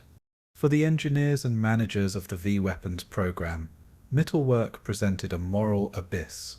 Wernher von Braun and his team visited the site, observing production and ensuring technical standards were met. They walked through tunnels where emaciated prisoners slaved, stepping past men who would not live to see another day. Some accounts suggest von Braun expressed discomfort, even disgust, at the conditions, but he continued his work nonetheless. His loyalty to the program and his ambition to see rockets fly outweighed any protest. Walter Dornberger, likewise, oversaw progress without halting the exploitation. The SS, led by Hans Kammler, ensured the system functioned with brutal efficiency. Scientists and soldiers alike were complicit, their silence enabling atrocity. Mittelwerk revealed the cost of ambition in its starkest form. The line between brilliance and barbarity had been erased. The rockets of the future were built in a factory of death. Despite the suffering, prisoners at Dora displayed remarkable resilience. Small acts of sabotage occurred, often at great personal risk. Workers deliberately weakened welds, misaligned guidance components, or damaged electrical wiring, knowing these flaws might cause a rocket to fail. These acts of defiance were dangerous, but they offered a sense of dignity in the face of brutality. Stories survive of prisoners sharing scraps of food, comforting the dying, or risking punishment to protect one another. Survival itself became a form of resistance, a refusal to be entirely broken by the system. Yet sabotage was a double-edged sword, for when faulty rockets were discovered, punishments fell on dozens, not just the guilty. Collective responsibility meant collective suffering. Still, even amid the darkness, humanity flickered. The tunnels of Mittelwerk were filled not only with despair, but also with quiet defiance. The prisoners left behind not just rockets, but a testament of endurance. The output of the Mittelwerk was significant, though achieved at terrible cost. By late 1944, thousands of V-2 rockets had been assembled in its tunnels, rolling off underground production lines under SS supervision. These weapons were then transported by rail to launch sites across Europe, where they were fired at London, Antwerp, and Liège. Each rocket represented both technological achievement and human tragedy. Allied intelligence eventually discovered the existence of Mittelwerk, but its depth and concealment made bombing it nearly impossible. Only after the war did the world fully comprehend the scale of suffering within its tunnels. Survivors described in harrowing detail the cruelty, starvation, and death that defined their daily existence. For the Allies, the rockets were frightening. For the prisoners, the factory was hell itself. Mittelwerk was not just an industrial site, but a crime scene. Its legacy would forever be marked by the bones buried in its soil. The story of Mittelwerk and Dora is a chilling reminder that technological progress can come at an unbearable human price. The rockets that soared into the skies of Europe were forged in darkness, built by men who labored in chains and died in silence. The Mittelwerk tunnels, still scarred and silent today, are monuments to both innovation and atrocity. They stand as evidence of what happens when science is stripped of morality and harnessed entirely to ideology. Von Braun's rockets paved the way to the moon, but they were born in a factory of death. The suffering of Dora's prisoners is inseparable from the triumph of engineering. This dual legacy defines the V-weapons more than their terror in London or Antwerp. Mittelwerk was where vengeance was industrialized and humanity was discarded. The rockets carried both fire and guilt into history. The cost of their creation was measured in lives, not just in steel. Adolf Hitler's obsession with the V-weapons was rooted in both ideology and desperation. Since the early years of the war, he had been fascinated by the idea of a revolutionary weapon that could strike at Britain without risking Germany's dwindling air forces. To Hitler, the V1 and V2 were not merely tools of destruction, but symbols of technological superiority that would restore German pride. He saw them as instruments of vengeance for the relentless Allied bombing of German cities, weapons that could repay terror with terror. The very term Vergeltungswaffen, or weapons of retaliation, reflected his worldview. War was not only about strategy, but about retribution. As Germany's military fortunes declined after Stalingrad and El Alamein, Hitler increasingly turned his hopes to these secret weapons. He clung to the belief that their deployment would shift the balance of the war. To him, they were proof that German genius could still triumph against overwhelming odds. In Hitler's imagination, the rockets were salvation. The political value of the V-weapons was immense. Hitler used them to rally the German public, promising that devastating blows would soon fall on London and other Allied cities. Propaganda broadcasts spoke of miracle weapons that would reverse defeat and bring victory closer. Posters, radio announcements, and speeches glorified the rockets as the dawn of a new era of warfare. This was not only about reassuring Germans, it was about intimidating enemies. Hitler wanted Britain to fear nightly bombardment, to believe that resistance was futile against weapons that no fighter or flak gun could stop. The regime painted the rockets as unstoppable, beyond the reach of Allied science. For a time, this illusion sustained morale, giving civilians a psychological shield against the growing destruction of German cities. The V-weapons became a story of hope in a sea of despair. Hitler understood their propaganda value as much as their military one. In speeches, he described them as destiny's tools. Yet Hitler's expectations were wildly unrealistic.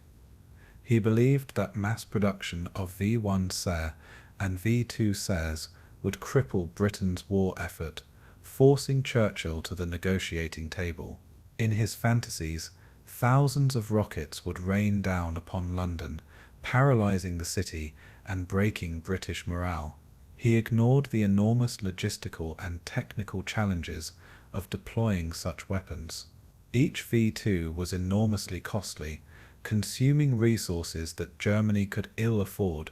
Their accuracy was poor, often missing intended targets by miles, limiting their effectiveness against anything but cities. The V1 SERs, while cheaper, were increasingly vulnerable to interception by improved Allied defenses. Hitler's generals knew these limitations but hesitated to contradict him, fearful of his wrath. Instead, they nodded along, allowing his illusions to shape policy. The rockets became symbols of wishful thinking rather than instruments of strategy. Hitler's obsession blinded him to their true value. He saw them as decisive when they were not. The scale of Hitler's fixation was reflected in the resources allocated to the V-weapons program. Even as the Eastern Front consumed men and material, he diverted critical resources into rocket production. Steel, fuel, and skilled laborers were reassigned to Mittelwerk, often at the expense of tanks and aircraft. He personally involved himself in decisions, demanding updates from von Braun and Dornberger, and approving propaganda campaigns to exalt the weapons. The SS, under Himmler, tightened its grip on the program, ensuring its political significance matched Hitler's enthusiasm. In practice, this meant that other vital war industries suffered shortages, while rockets continued to roll off assembly lines. The irony was profound. Germany, already overstretched, was bleeding itself to build weapons that could not alter the outcome of the war. Yet Hitler's faith was unshakable. To him, the rockets were the silver bullet that would slay his enemies. His generals saw a gamble. He saw destiny. The V-weapons also reflected Hitler's worldview. A belief in spectacle over substance, terror over strategy. He had always been drawn to weapons that symbolized power and fear, from colossal tanks to massive artillery. The V1 and V2 fit this pattern perfectly, embodying both technological grandeur and psychological intimidation. They were not designed for battlefield efficiency, but for shock value. Each launch was a dramatic statement of defiance, a reminder that Germany could still strike back. The rockets aligned with Hitler's taste for the monumental, his desire to awe both friend and foe with demonstrations of German might. In this way, the V-weapons were less about military necessity than about personal vision. Hitler loved them because they symbolized him, bold, destructive, and uncompromising. They were weapons as propaganda, weapons as theater, weapons as ideology. In the end, they revealed more about Hitler's mind than about Germany's strategy. Hitler's generals, however, were far more skeptical. Many recognized that the resources poured into the V-weapons could have built desperately needed aircraft, tanks, or submarines. They understood that the rockets, while impressive, lacked precision and efficiency. Albert Speer, Minister of Armaments, later admitted that the program drained Germany's industrial capacity. Yet within the Reich's hierarchy, dissent was muted. Few dared challenge Hitler's obsessions, knowing his fury at being contradicted. The result was a disconnect between military reality and political fantasy. While commanders struggled to hold collapsing fronts, Hitler dreamed of rockets toppling London. The gap between expectation and reality grew wider with each passing month. Generals watched in silence as resources vanished into a program that delivered spectacle but little substance. Hitler's obsession had become a national policy. Its cost was measured not only in steel and fuel, but in lost opportunities. The deployment of the V-weapons only deepened Hitler's fixation. When the first V-1s struck London in 1944, he celebrated them as proof of his vision. The destruction of homes, the panic of civilians, and the headlines of terror seemed to vindicate his faith. When the V2 followed, striking without warning, his conviction hardened further. Yet he ignored the reality. The weapons were killing civilians, not crippling industries or armies. Britain adapted quickly, improving defenses and dispersing key facilities to minimize damage. The rockets caused fear, but did not bring collapse. Hitler, however, clung to the illusion that each launch was bringing victory closer. He demanded more rockets, more launches, more vengeance, blind to their strategic futility. His obsession had crossed into delusion. By 1945, even as Germany crumbled, He still believed the V-weapons could change the war. It was faith in fantasy over fact. In the end, Hitler's obsession with the V-weapons symbolized the larger failure of the Nazi war machine. The rockets embodied brilliance twisted by ideology, science subordinated to spectacle. They drained resources that could not be spared, delivered destruction without strategy, and offered illusions instead of victories. For Hitler, they were proof of German genius and his own destiny. For history, they were monuments to misplaced faith. The V1 and V2 terrified civilians, but they did not save the Reich. They became, instead, symbols of futility, technological marvels, shackled to political fantasy. In Hitler's mind, they were wonder weapons. In reality, they were weapons of desperation. His obsession blinded him to truth, turning rockets into idols of vengeance. The wonder weapon dream was a wonder weapon illusion, and as with so much of Hitler's vision, it ended in ruin. By 1943, as the Allies bombed German cities with increasing ferocity, Hitler and his high command demanded that the V1 flying bomb be unleashed as quickly as possible. To make this possible, Germany constructed an elaborate network of launch sites across northern France and the Low Countries. These were not isolated ramps, but carefully engineered complexes, each with a concrete catapult track, fueling stations and storage bunkers.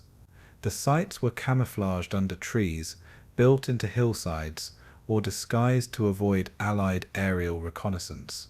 Construction crews worked feverishly, often under bombardment, to ready dozens of sites by mid-1944.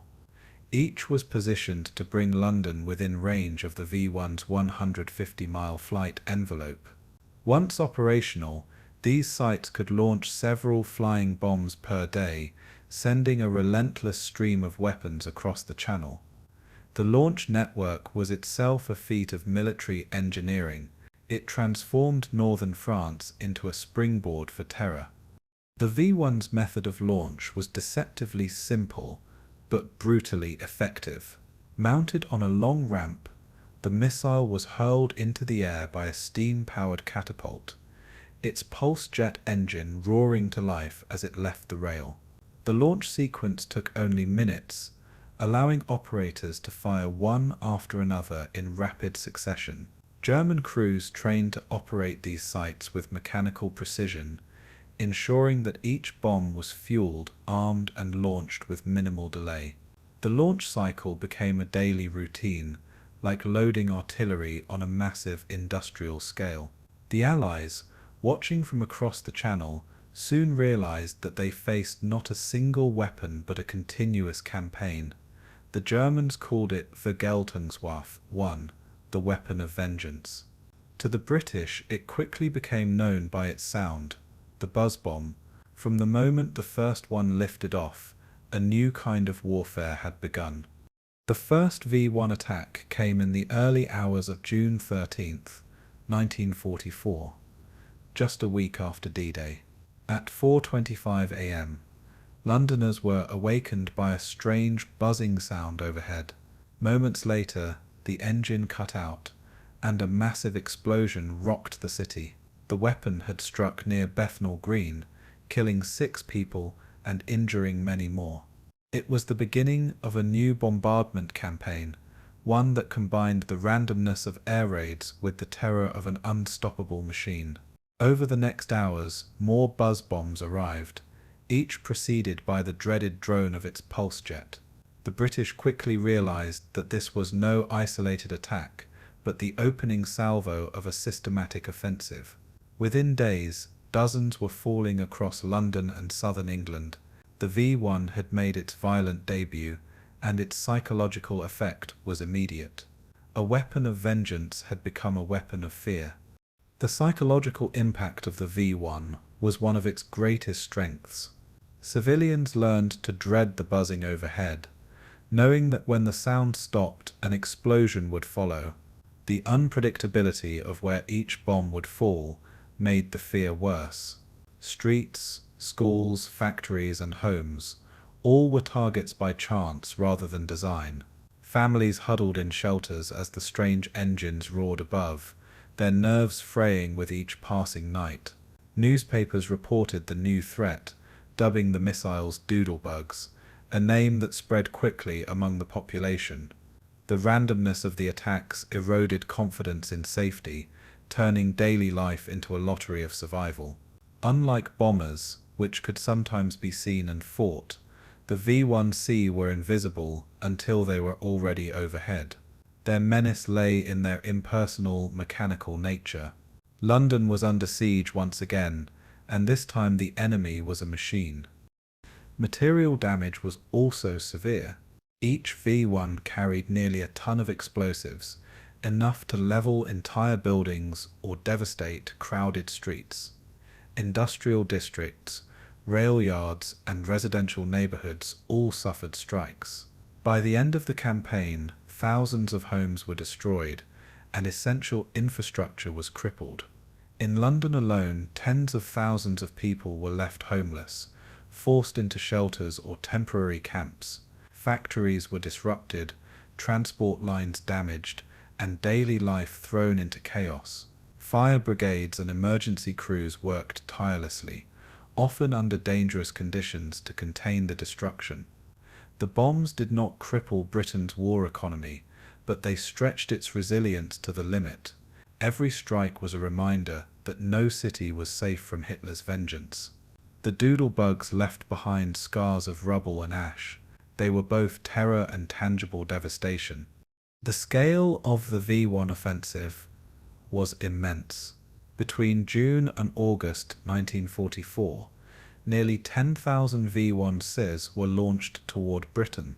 London bore the brunt of the assault, but other cities, including Southampton and Portsmouth, were also targeted. The campaign was relentless, designed to exhaust defenses and shatter morale through sheer volume. At its height, hundreds of flying bombs were launched each week, overwhelming air raid systems and creating a constant atmosphere of fear.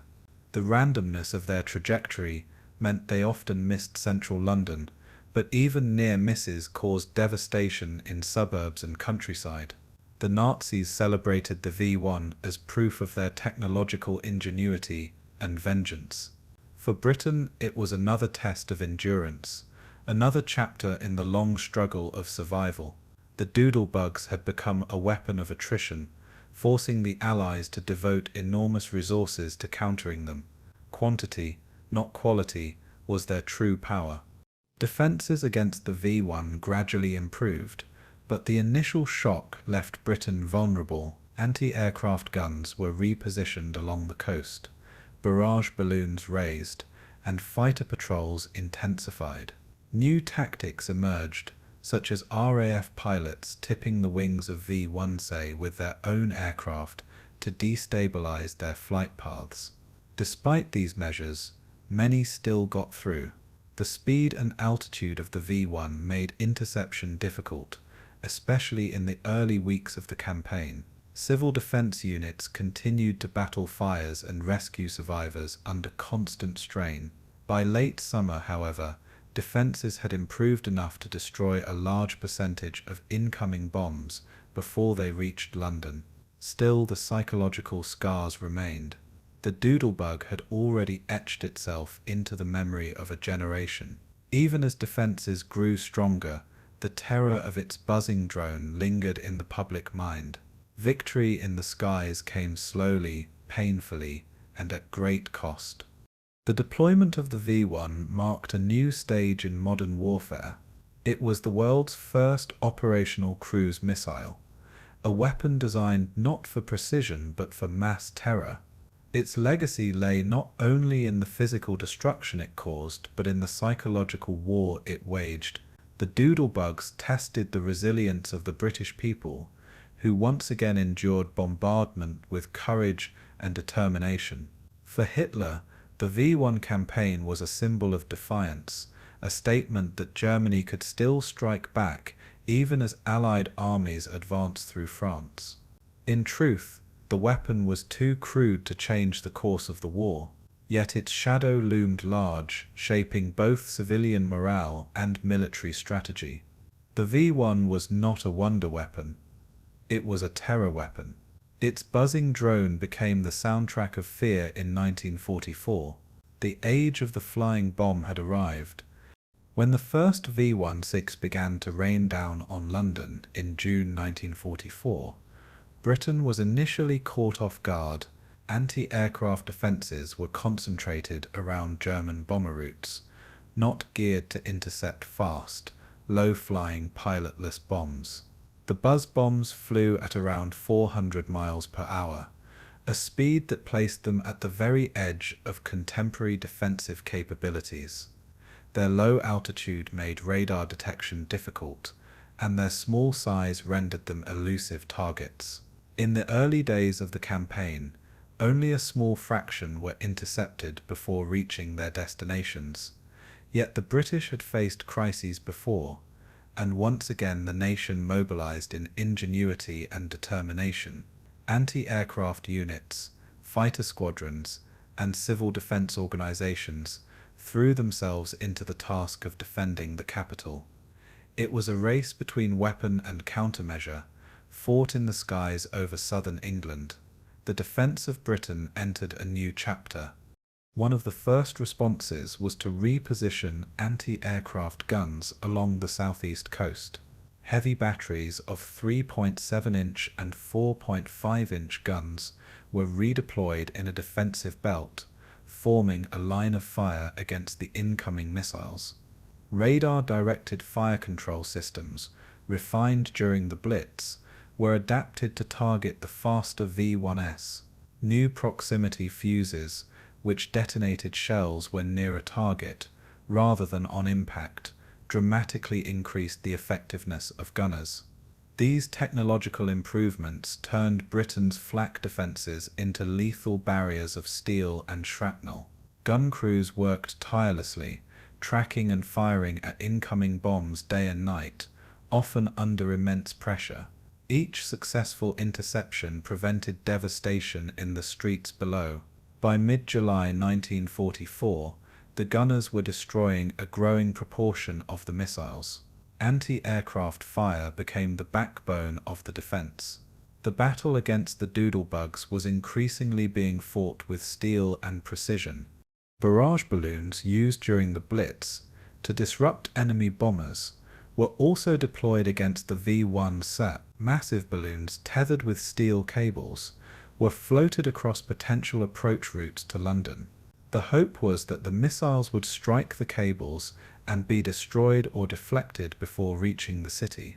While barrage balloons had limited effectiveness against the fast-flying doodlebugs, they added another layer of defense. Some V-1 SAP were indeed torn apart when colliding with the cables, their engines ripping loose as they plunged to the ground.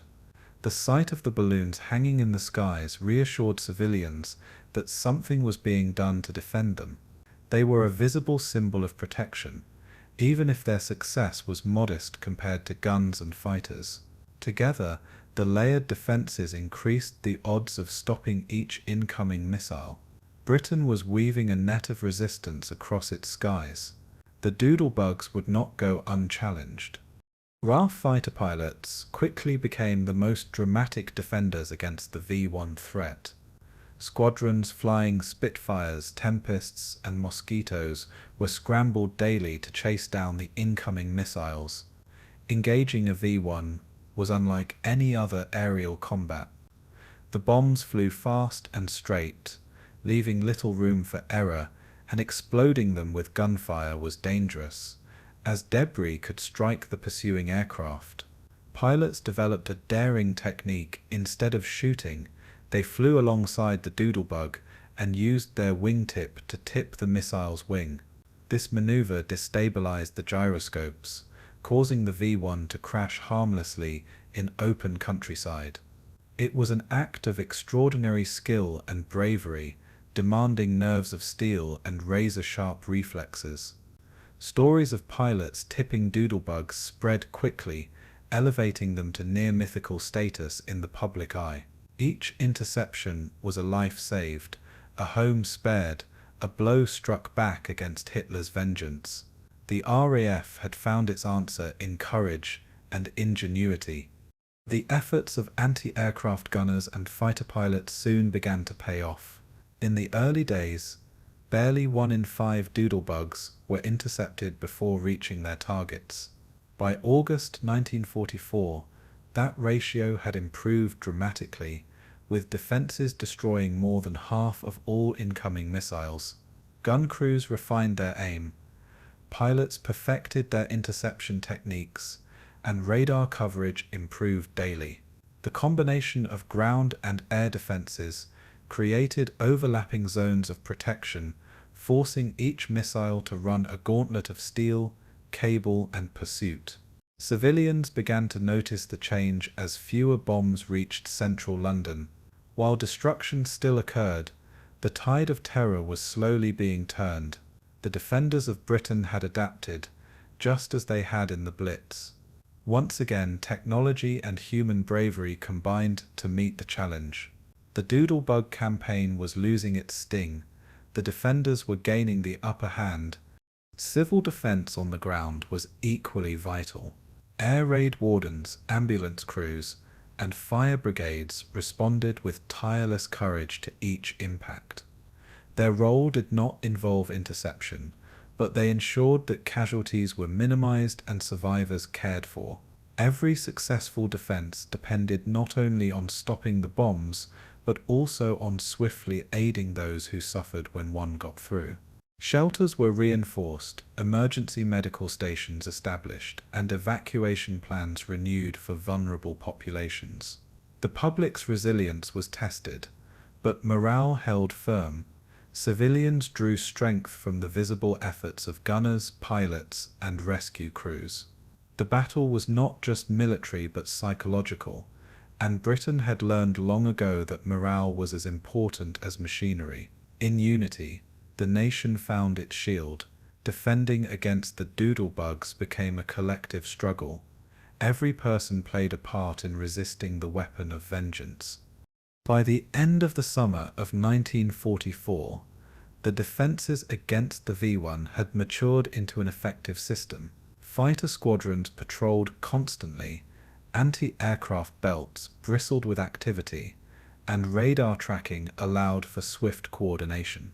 The percentage of Doodlebugs destroyed climbed steadily, sometimes reaching over 80% of launches. The Germans attempted to vary their launch sites and flight paths, but British defences adapted quickly to each change.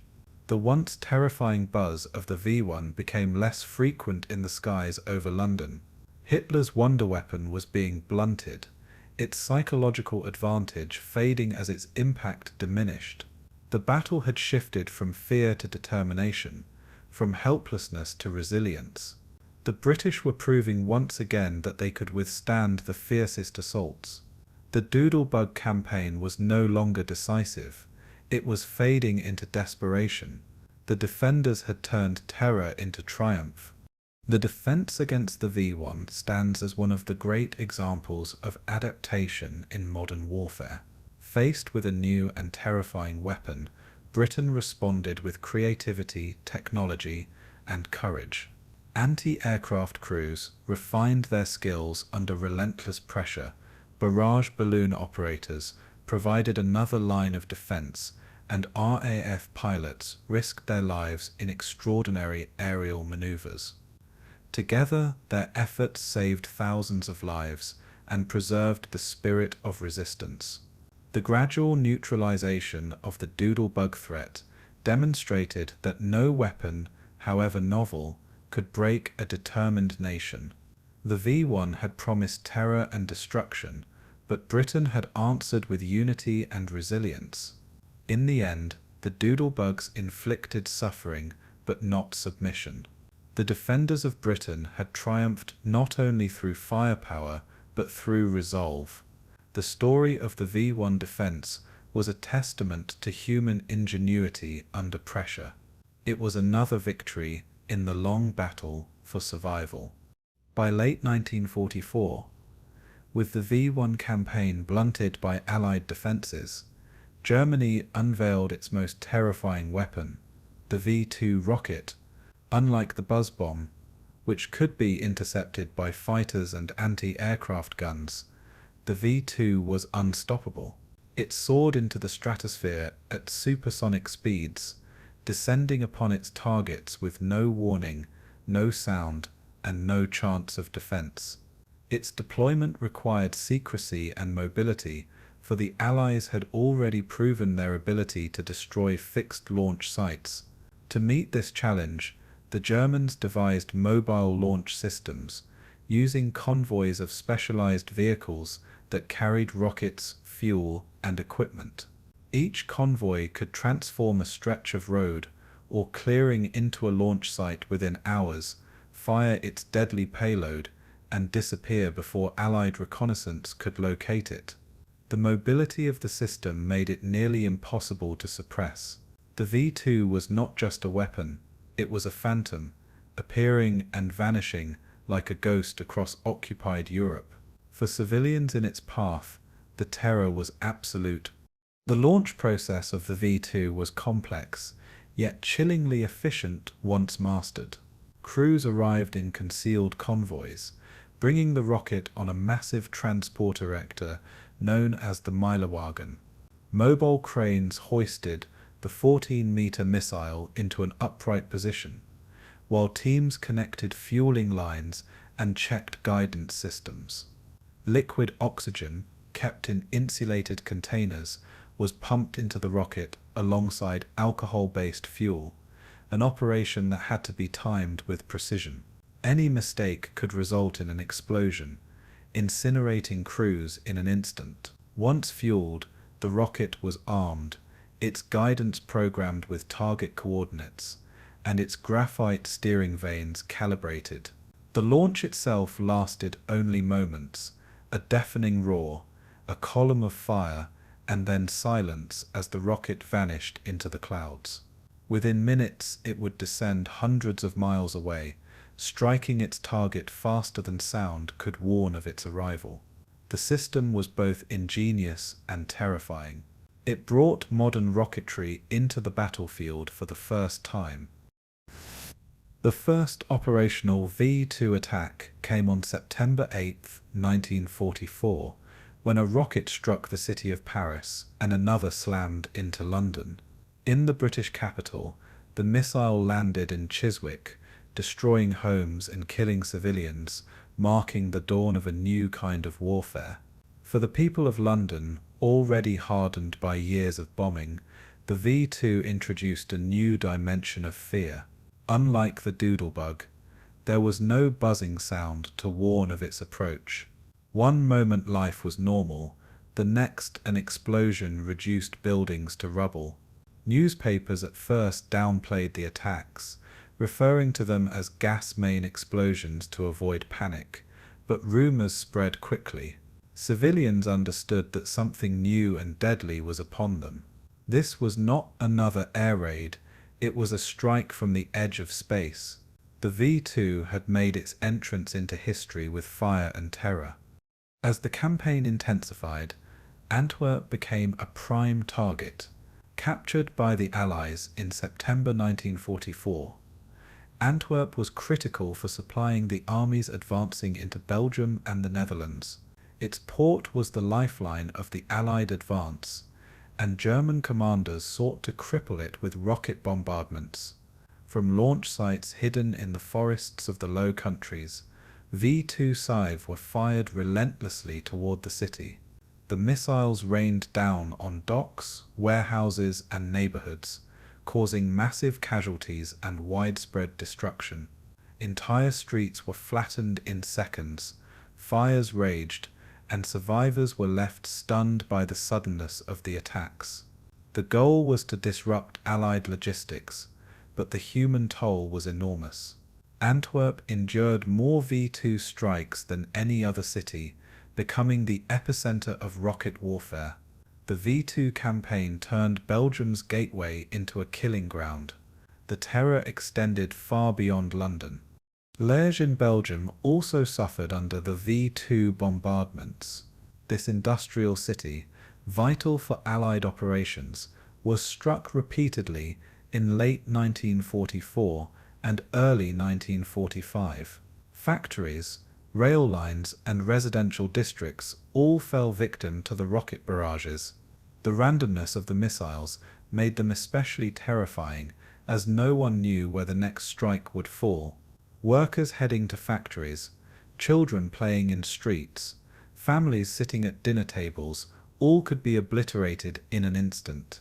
The psychological toll was immense, spreading fear far beyond the blast radius.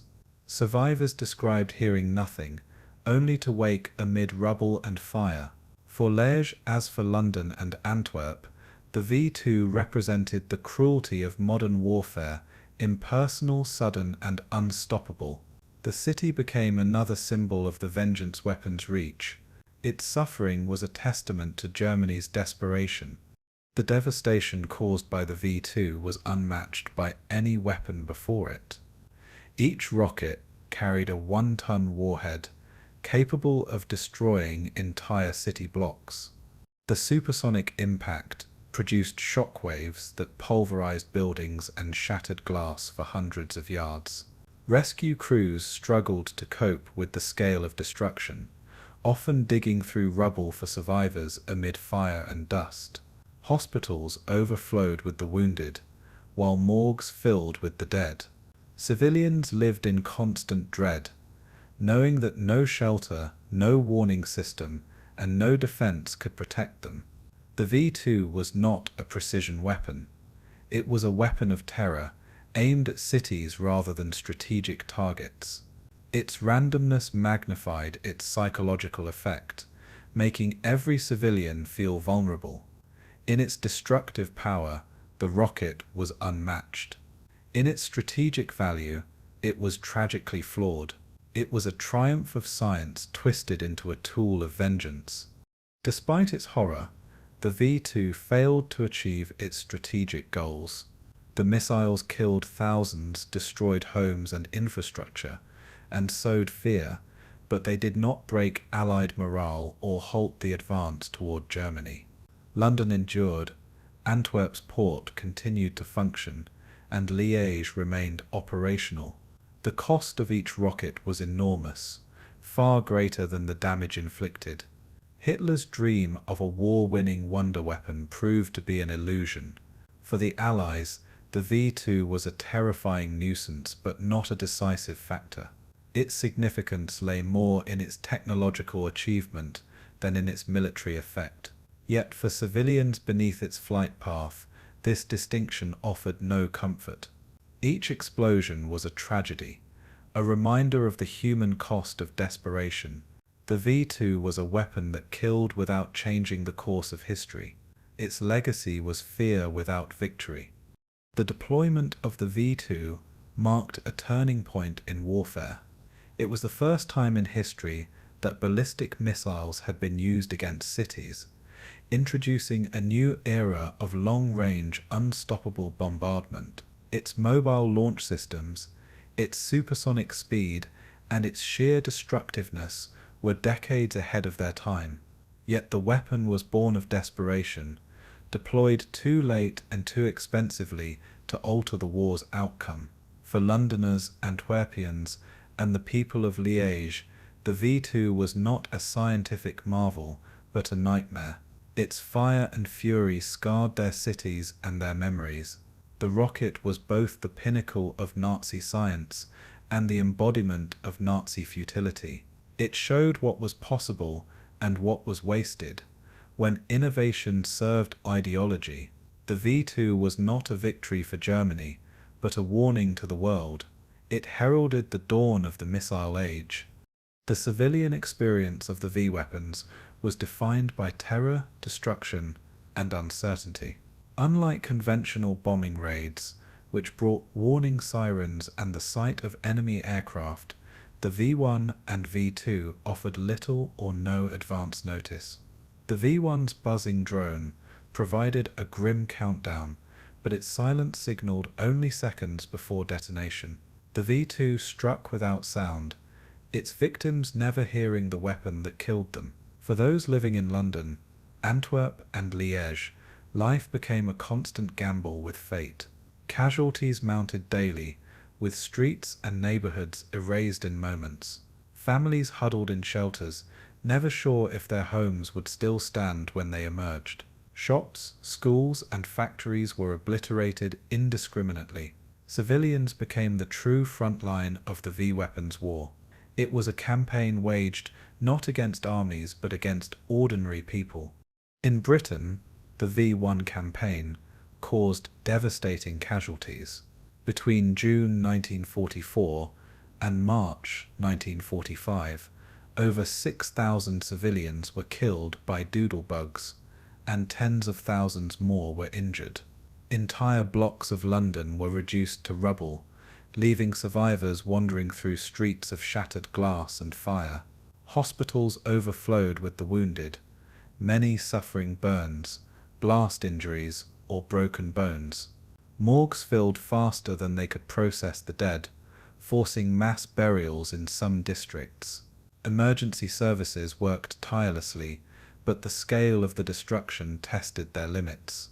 Homelessness became widespread, with families forced into temporary camps or shelters after their houses were destroyed. Even outside London, towns in southern England suffered when doodlebugs overshot or fell short of their target. For those who lived through it, the memory of the buzzing engines remained indelible. The V1 left scars not only on the land, but on the psyche of Britain. The arrival of the V2 in September 1944 compounded this suffering. Unlike the V1, it struck silently, exploding without warning in city streets, marketplaces, or neighborhoods. In London, thousands more were killed or injured, many buried alive in collapsed buildings. The worst single disaster occurred in March 1945, when a V2 struck a crowded cinema in Stepney, killing 134 people in an instant. Antwerp endured even worse, bombarded with hundreds of rockets aimed at crippling its port. Civilians bore the brunt, with schools, shops, and tram lines devastated in random strikes. Liège too was hammered, its industrial heart and residential quarters alike suffering catastrophic losses. The rockets turned daily life into a nightmare of sudden destruction. Families never knew if the next meal, the next school day, or the next walk to work would be their last. The V2 intensified the war on civilians to an unprecedented level. The destruction of homes and neighborhoods became one of the most visible legacies of the V-Weapons.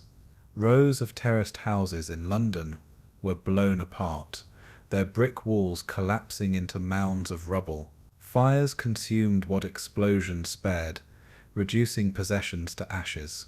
In Antwerp, warehouses and dockside facilities were flattened, crippling the landscape while sparing little of civilian infrastructure. In Liège, entire residential quarters disappeared in thunderous blasts, leaving families with nothing but the clothes on their backs. Factories were targeted indirectly, but the randomness of the rockets meant that civilian areas were often hit instead. Families who had lived in the same homes for generations saw their lives reduced to dust in seconds. The V1 and V2 did not just kill, they uprooted communities, scattering survivors into shelters and refugee centers. The landscape of cities was transformed into cratered wastelands. The V-Weapons were as destructive to morale as to bricks and mortar. Civilian morale, tested throughout the war, faced a new kind of challenge under the V-Weapons.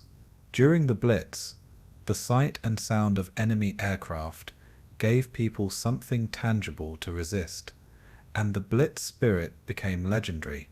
With the doodlebugs and rockets, there was no such focus for defiance. How do you fight an enemy you cannot see, hear, or anticipate? This uncertainty gnawed at nerves, producing anxiety, sleeplessness, and despair. Families dreaded the night silence, or the sudden roar of engines overhead. In Antwerp, civilians spoke of living with permanent fear, as no warning system could provide comfort.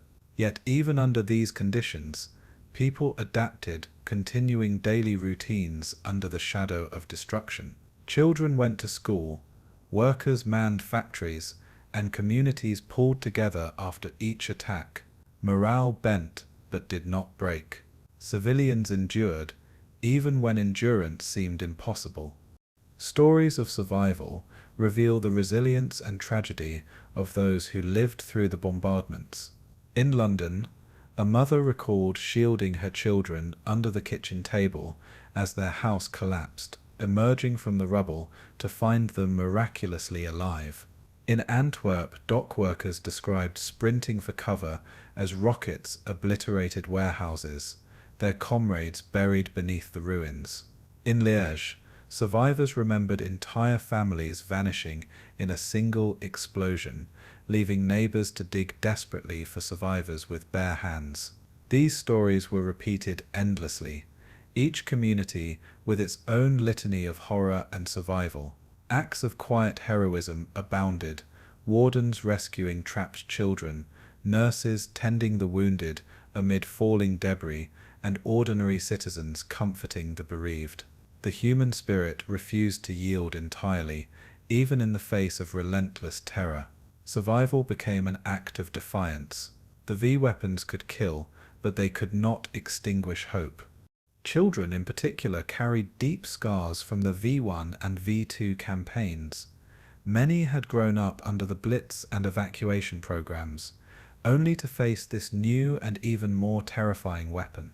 The buzzing of the doodlebug haunted their dreams, while the suddenness of the V2 left them traumatized by silence itself.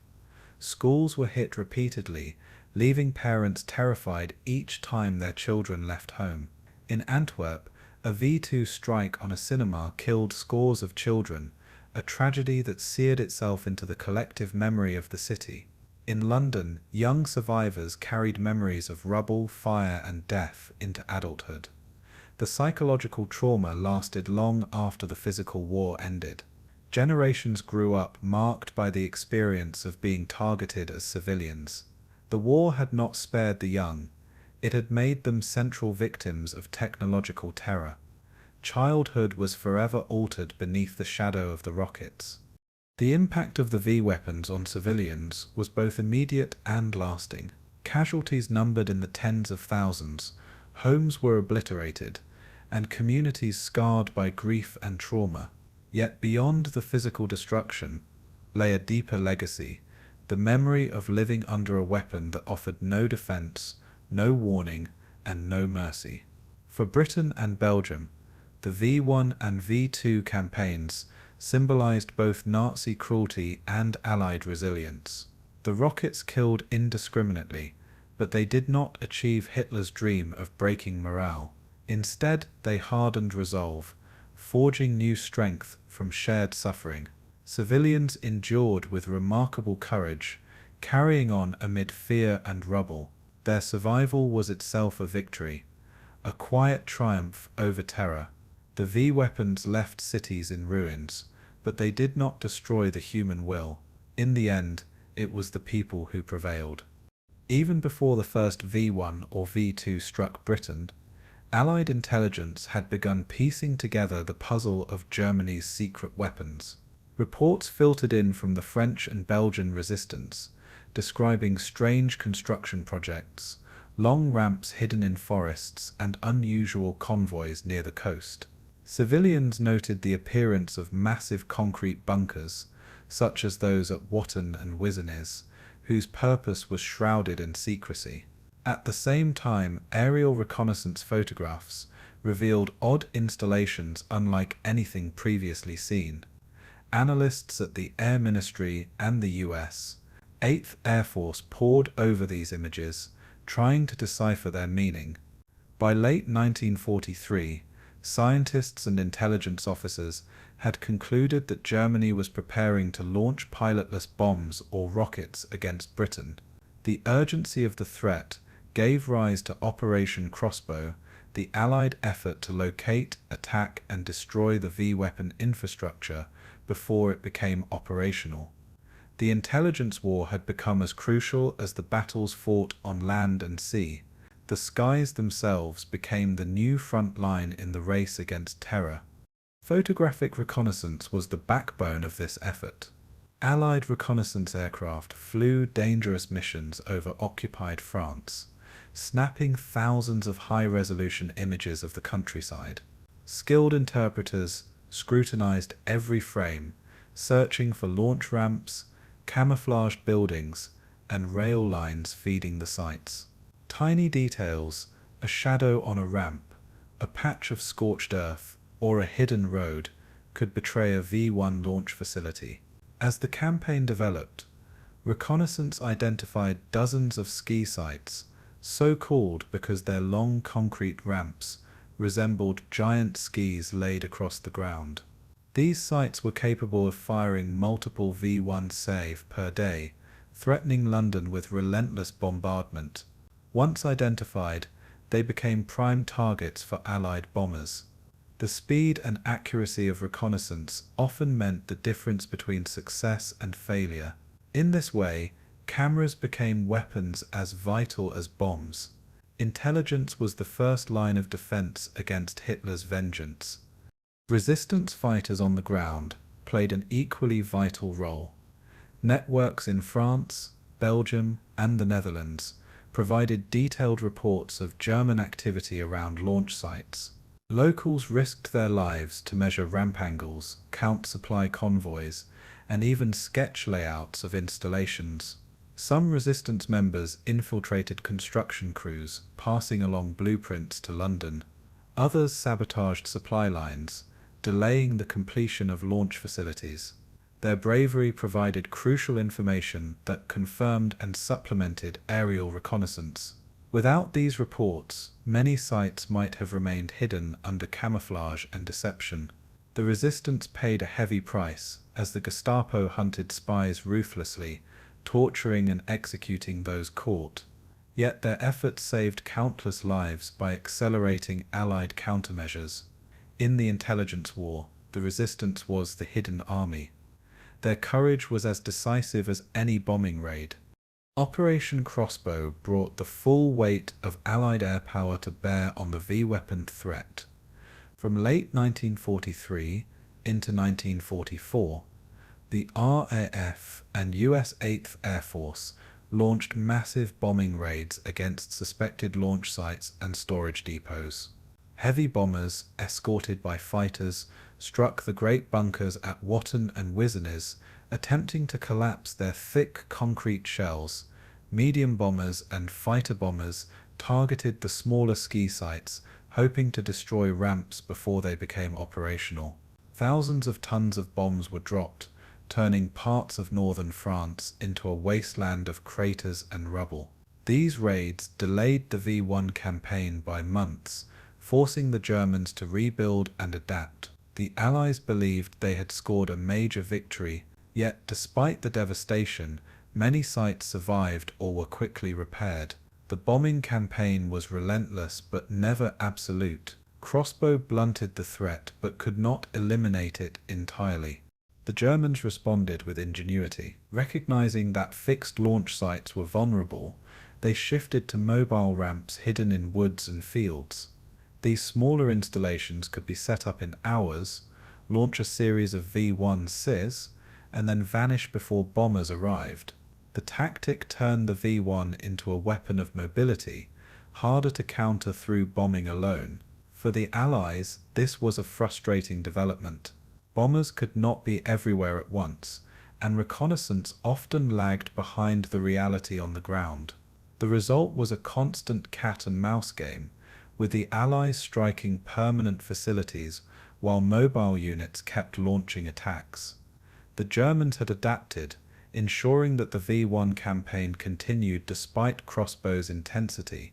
This mobility foreshadowed the even greater challenge of the V-2. It proved that technology could outpace even the might of Allied air power. The war of innovation was unrelenting. When the V-2 campaign began in September 1944, Allied countermeasures faced their greatest frustration. Unlike the V-1, the V-2 had no launch ramp to target and no flight path to intercept. Mobile convoys could set up a rocket in a forest clearing or village street, launch it within hours, and then disappear.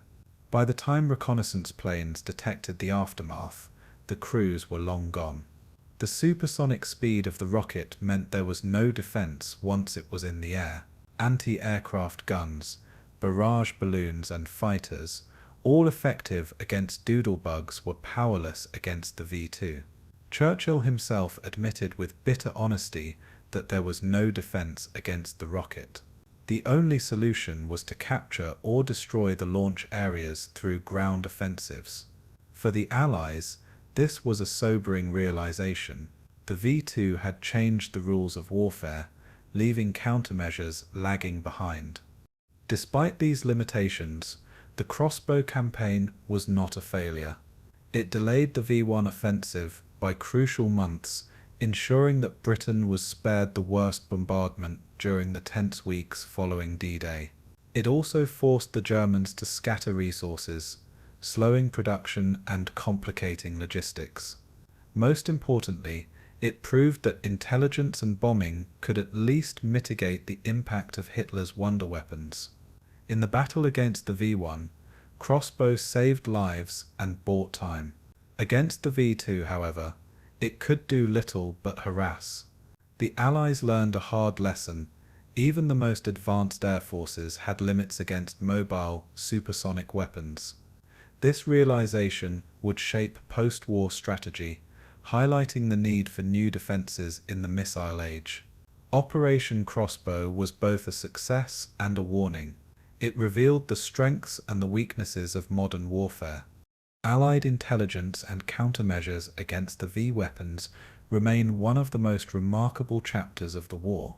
They combined the bravery of resistance fighters, the precision of reconnaissance, and the sheer destructive power of bombing campaigns.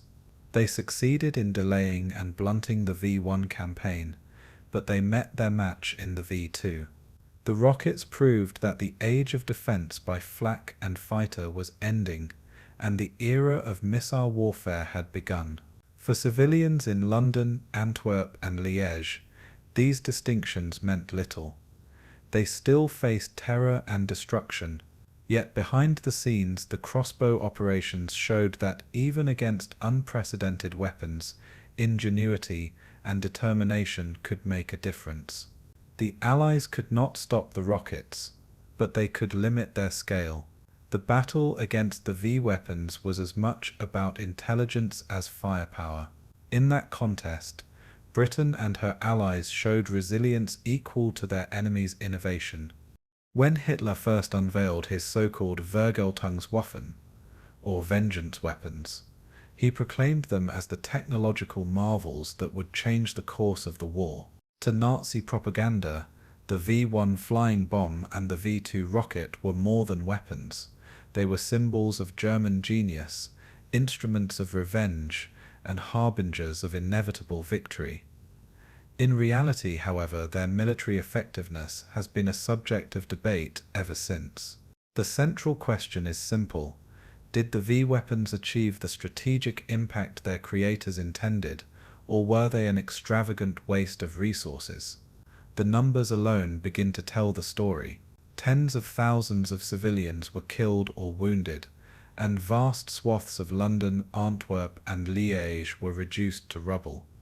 Yet compared to the scale of Allied bombing campaigns, the destruction was modest. While the weapons sowed fear, they did not cripple economies or halt armies. They caused pain without producing decisive change. In military terms, they were more terror than triumph. The V1 campaign, despite its intensity, failed to achieve the breakthrough the Germans hoped for. Roughly 10,000 flying bombs were launched against Britain, with around a quarter reaching London and other targets.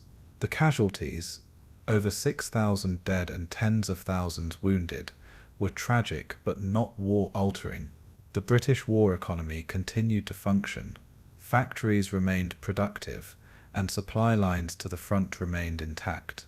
Defenses steadily improved, reducing the effectiveness of each new wave.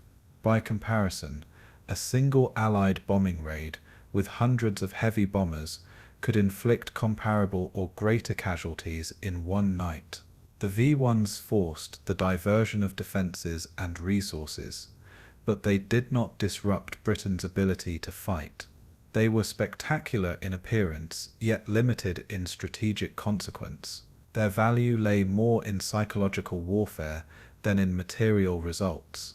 They were, in essence, weapons of nuisance rather than decision. The V2, despite its unprecedented technology, suffered from the same fundamental problem. Each rocket carried a powerful 1-ton warhead, and the destruction it caused was dramatic. Yet only around 3,000 were launched during the campaign, with about 1,400 striking London, 1,600 Antwerp, and smaller numbers hitting Liège and other targets. In human terms, the toll was again grievous: thousands killed, many more injured, and entire neighbourhoods flattened. But in the broader scale of total war, these numbers paled against the hundreds of thousands killed in Allied raids on Hamburg, Dresden, or Tokyo. The V2 cost immense resources in production, logistics, and skilled manpower, yet its yield was disproportionately small. Each rocket was essentially an artillery shell fired at astronomical cost. The Germans had built a scientific marvel, but a strategic blunder. It was a wonder weapon in technology, but a wasted weapon in war. The economic cost of the V-weapons was staggering. Historians estimate that Germany spent the equivalent of billions in today's currency on the research, production, and deployment of the V1 and V2 programs. Entire factories, underground facilities, and forced labor camps were dedicated to their manufacture. Thousands of skilled engineers and technicians were tied up in rocket development when they might have been producing aircraft, tanks, or conventional artillery. Each V2 required scarce resources like liquid oxygen and high-grade metals, adding strain to Germany's already stretched war economy. The cost of one V2 rocket was roughly equivalent to building a fighter aircraft, yet the fighter could be used again and again, while the rocket was expended in a single strike. The imbalance between investment and return was profound. Germany's obsession with vengeance came at the expense of practical military needs. In economic terms, the V-weapons drained more than they delivered. When compared to conventional bombing campaigns, the disparity becomes even clearer. Allied bombers, operating in waves of hundreds, could drop thousands of tons of explosives in a single mission. Cities like Hamburg and Dresden were devastated beyond recognition. Industrial capacity was crippled, and transportation networks paralyzed. The V1 and V2, by contrast, delivered their warheads singly, one at a time, with limited accuracy. Their destructive power, though shocking locally, was minimal compared to the cumulative devastation of bomber fleets. For every block leveled by a rocket, Allied raids could level entire districts. For every 100 civilians killed by doodlebugs or rockets, Allied raids claimed thousands. Strategically, the rockets were dwarfed by the scale of the bomber offensive. The Germans had invented new technology, but the Allies had mastered mass. In total war, mass proved the greater weapon. Yet the V-weapons did achieve some military effects, albeit limited ones. The British were forced to divert thousands of men and guns to coastal defences, move entire squadrons of fighters to interception duties, and construct complex radar networks to track the buzz bombs. Antwerp, the vital port of supply for Allied armies in late 1944, endured such heavy bombardment that its operations were slowed, though never stopped. In psychological terms, the weapons kept civilian populations under pressure, forcing governments to address morale as well as material concerns. In this sense, the V-weapons succeeded in stretching the Allies thin. They did not stop the war, but they complicated it. Their effect was tactical rather than strategic, temporary rather than decisive. They were irritants, not game changers. Their victories were measured in headlines and fear, not in battles won. Even these small gains were overshadowed by the vast cost of the program. Military commanders within Germany themselves debated the effectiveness of the weapons. Some saw them as tools of terror only, symbolic gestures rather than instruments of victory. Others clung to the hope that mass production and sustained bombardment could eventually force Britain to its knees. But as the campaigns dragged on, it became clear that the rockets and flying bombs were not delivering the results promised. Morale in Britain bent but never broke, and Allied armies marched steadily toward the German frontier. To many officers, the V-weapons came to represent Hitler's obsession with miracle weapons rather than practical strategy. They were proof of misplaced priorities, a fixation on spectacle instead of substance. The debate mirrored the broader collapse of German military planning in the final years of the war. Weapons were being built for political theater rather than battlefield success.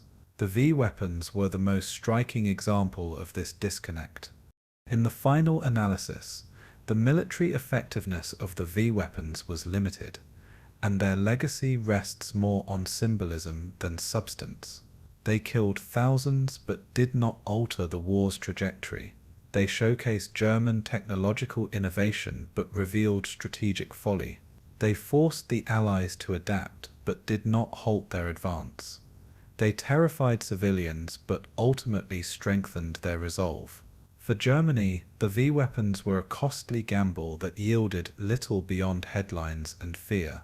For history, they serve as a reminder that not all technological marvels translate into strategic advantage.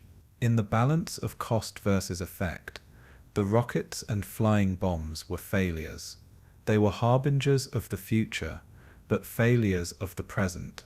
The V-weapons were weapons of vengeance, not of victory. By the autumn of 1944, the cracks in Germany's V-weapons campaign had begun to show. What had once been heralded as the future of warfare was now bogged down by the same shortages crippling the rest of the Reich. Fuel was at the heart of the crisis. The V-2 rockets required vast quantities of liquid oxygen and alcohol fuel, both in increasingly short supply. Allied bombing raids targeted synthetic fuel plants relentlessly, choking Germany's industrial lifelines. Each rocket launched consumed resources that could no longer be spared, draining an already bankrupt war economy. The V-1, once launched in swarms, faced dwindling supplies of explosives and jet engines. Even the labor to build and deploy these weapons was faltering, as slave workers perished in droves under the brutal conditions of Mittelwerk. The dream of endless vengeance was withering under the cold reality of scarcity.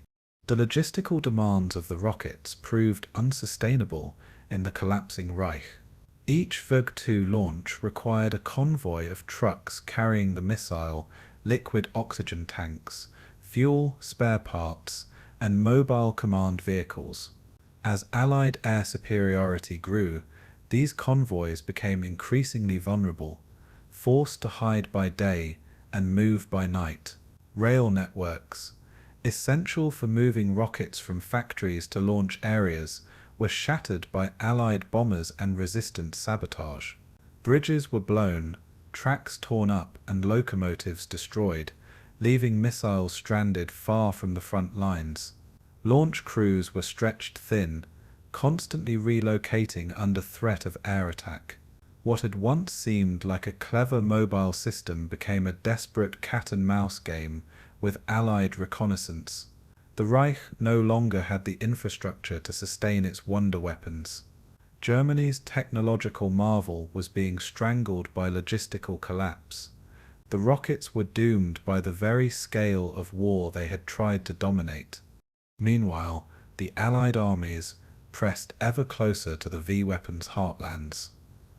After the liberation of France and Belgium, Allied troops surged into the Low Countries, capturing territory from which many rockets had been fired.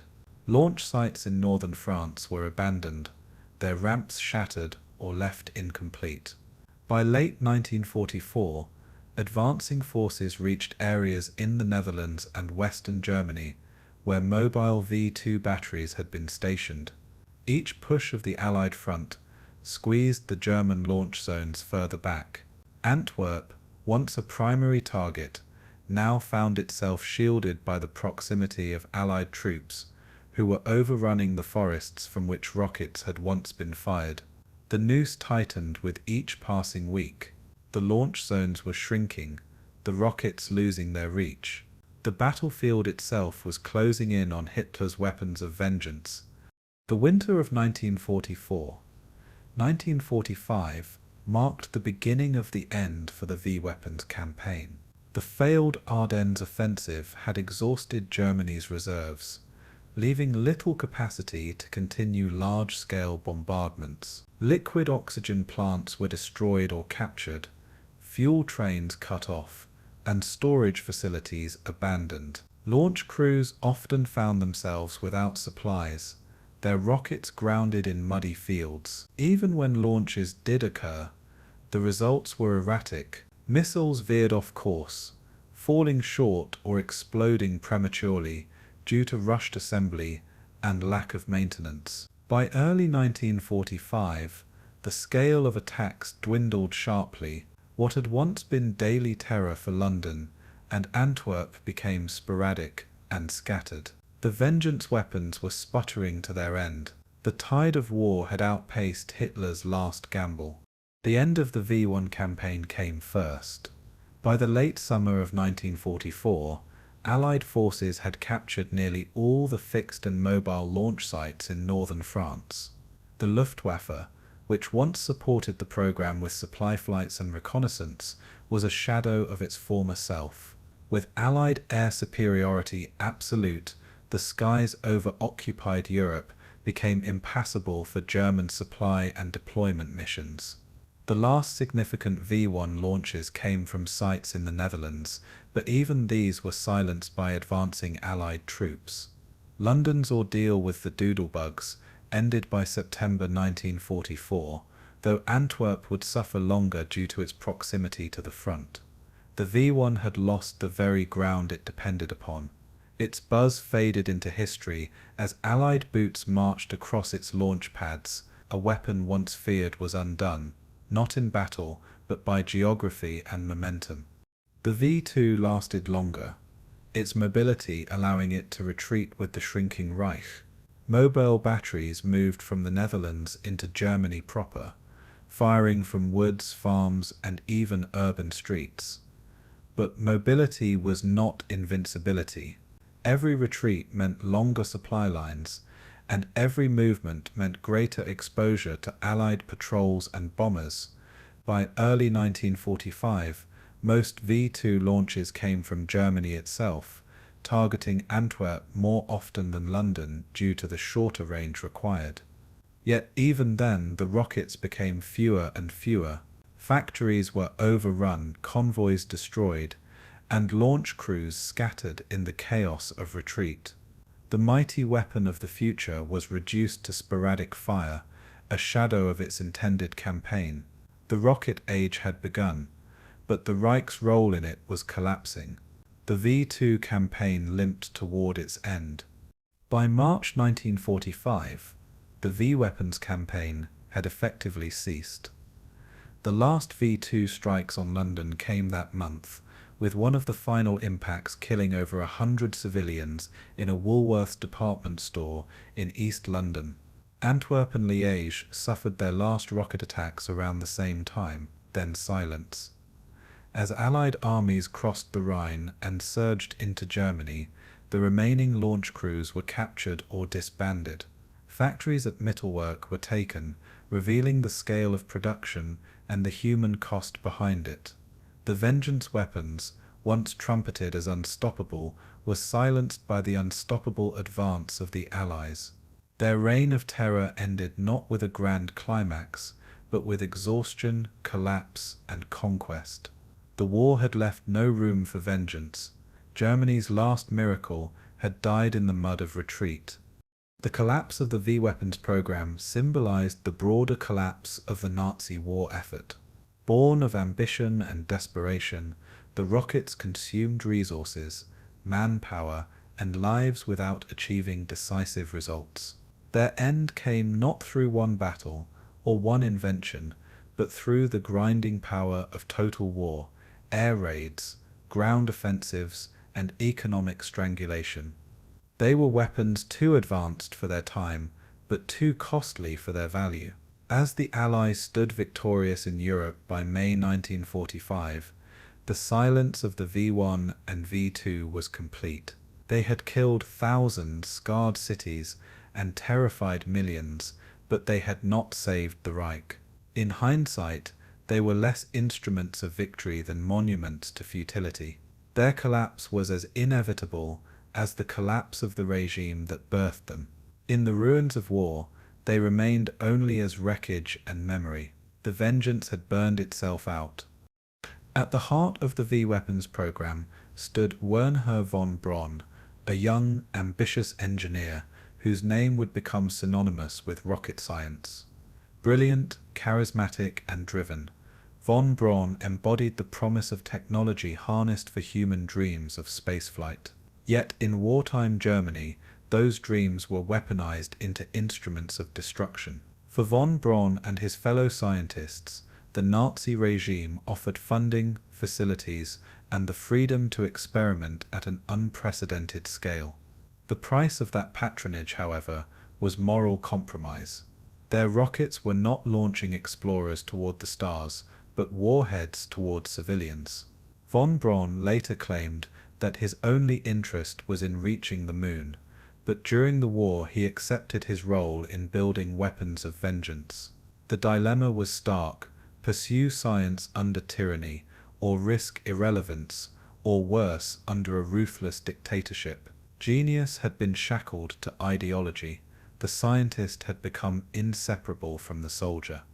The relationship between the scientists and the Nazi state was complex, but it was anchored in the SS. Heinrich Himmler's organization took control of the V2 program after 1943, ensuring that rocket development was bound tightly to the machinery of terror. Von Braun, along with his superior General Walter Dornberger, worked under the oversight of SS General Hans Kammler, a man notorious for his ruthlessness. The SS guaranteed resources, protection, and authority, but also demanded results and obedience. It was Kammler who oversaw the shift from Peenemünde to the underground Mittelwerk complex, where forced labor replaced conventional industry. The scientists, whether by choice or coercion, became complicit in this system. Their research thrived under the umbrella of the SS, but their conscience was sacrificed in the process. They could no longer claim detachment from the regime that enabled them. The V2 was as much a product of SS control as of scientific brilliance. One of the darkest aspects of the scientist dilemma was the reliance on forced labor at Mittelwerk and its adjacent Dora camp. Thousands of prisoners toiled under inhuman conditions, constructing the rockets that von Braun and his team had designed. Workers lived underground, starving, diseased, and beaten, often dying faster than replacements could arrive. It was estimated that more people died building the V2 than were killed by its explosions in Allied cities. The scientists knew of these conditions. They visited the tunnels, saw the suffering, and witnessed the corpses. Yet they continued their work, rationalizing it as necessity or ignoring it as not their responsibility.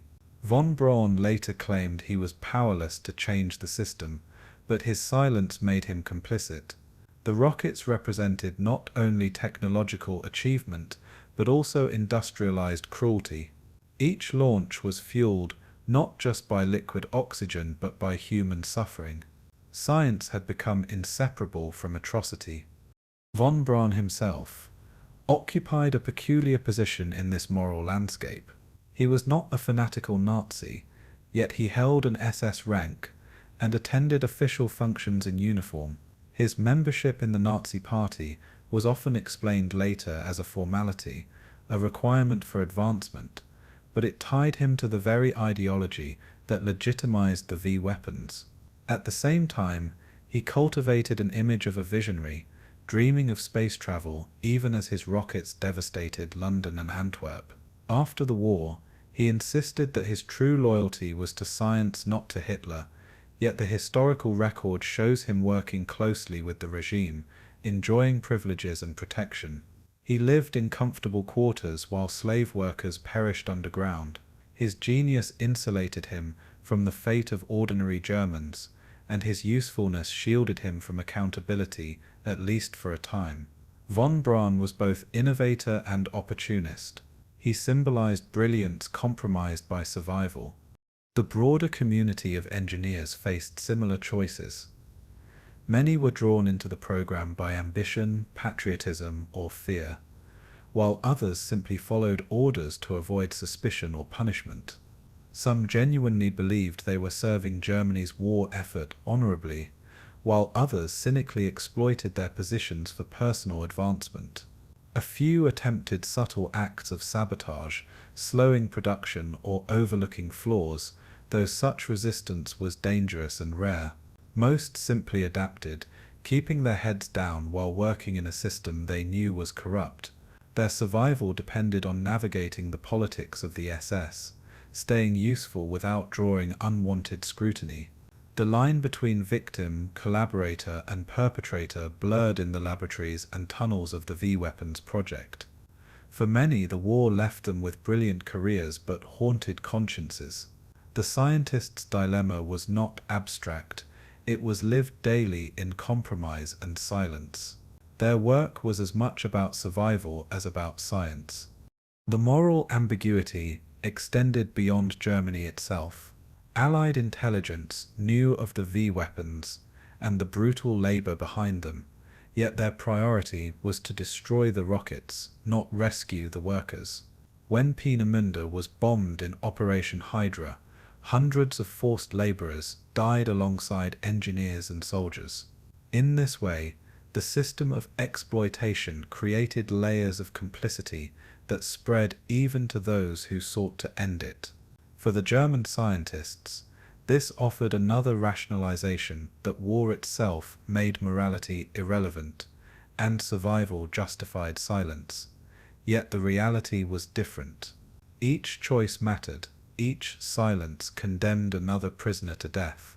Each calculation in the design room extended the suffering underground. The scientists could not escape responsibility by claiming to be mere technicians. Their hands were stained by the system they served. Their rockets were weapons not only of war, but of moral collapse. As the Reich crumbled, the survival strategies of the engineers shifted. By 1945, von Braun and his team saw clearly that Germany would lose the war. Their priority became ensuring their own survival and securing their futures.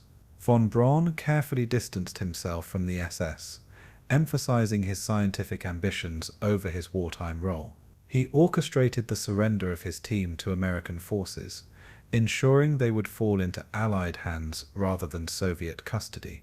In doing so, he not only saved himself from trial, but also preserved his career, eventually becoming a leading figure in the American space program. Other engineers followed similar paths, reinventing themselves as men of science rather than servants of dictatorship. Their genius was too valuable to waste, and the world's hunger for technology outweighed its thirst for justice.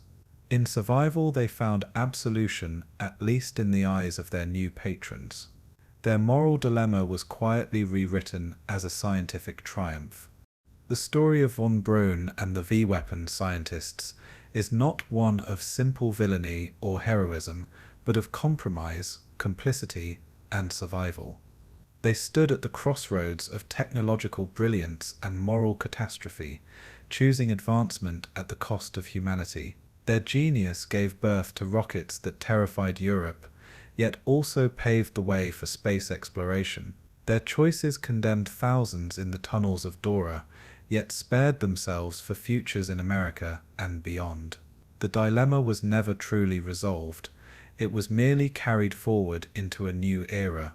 For history, their story is a warning that science divorced from ethics becomes a weapon, no matter its intent. Von Braun's rockets were the harbingers of both destruction and discovery. They remind us that progress without conscience carries a price paid in lives.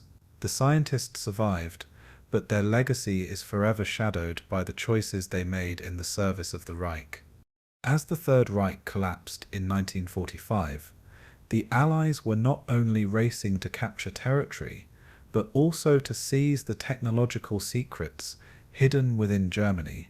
Among the most coveted prizes were the V-weapons and the scientists who had created them. Both the United States and the Soviet Union recognized that the V-2 rocket represented the dawn of a new era in warfare. Whoever controlled the knowledge of rocketry would control the future of military power. This understanding transformed the last weeks of the war into a frantic scramble for facilities, documents, and personnel. Intelligence teams scoured Germany for launch sites, storage depots, and research centers. The Allies knew that rockets would not end with Hitler. They would shape the next conflict. Thus began a secret war within a war, a race to capture minds rather than territory. The V-2's legacy was already shifting from vengeance to opportunity. The battlefields of World War II were giving birth to the Cold War. In the American sector, the effort was codenamed Operation Paperclip. Officially, it was a program to transfer German scientists to the United States for interrogation and technical evaluation. Unofficially, it became a massive recruitment drive, designed to keep valuable minds out of Soviet hands and put them to work for America. Teams from the US Army's Counterintelligence Corps tracked down engineers, offered protection, and quietly erased Nazi Party affiliations from their records. Men who had worn SS uniforms were rebranded as specialists in aeronautics and engineering. The moral compromises of the V-weapons program were deliberately overlooked in the name of national security. What mattered was not the past, but what these men could deliver in the future. Rockets, once a weapon of vengeance, were now a bargaining chip in the looming rivalry between East and West. The Americans understood that von Braun's genius could not be left to the Soviets. They were willing to make extraordinary compromises to secure it. Wernher von Braun and his core team of engineers played their part skillfully. As Germany crumbled, they deliberately sought out American forces, calculating that surrendering to the United States would offer better futures than falling into Soviet hands. Von Braun gathered his closest collaborators, packed technical documents, and sabotaged facilities to deny them to advancing enemies. In May 1945, he formally surrendered to American troops in Bavaria, beginning his transformation from Nazi engineer to American scientist. Soon, hundreds of his colleagues followed, willingly or otherwise, as the US arranged their transfer across the Atlantic. The symbolism was striking. The very men who had built Hitler's rockets would now lay the foundation for America's, for von Braun. It was not merely survival, it was opportunity. He saw in America the resources and freedom to finally pursue his dream of space exploration.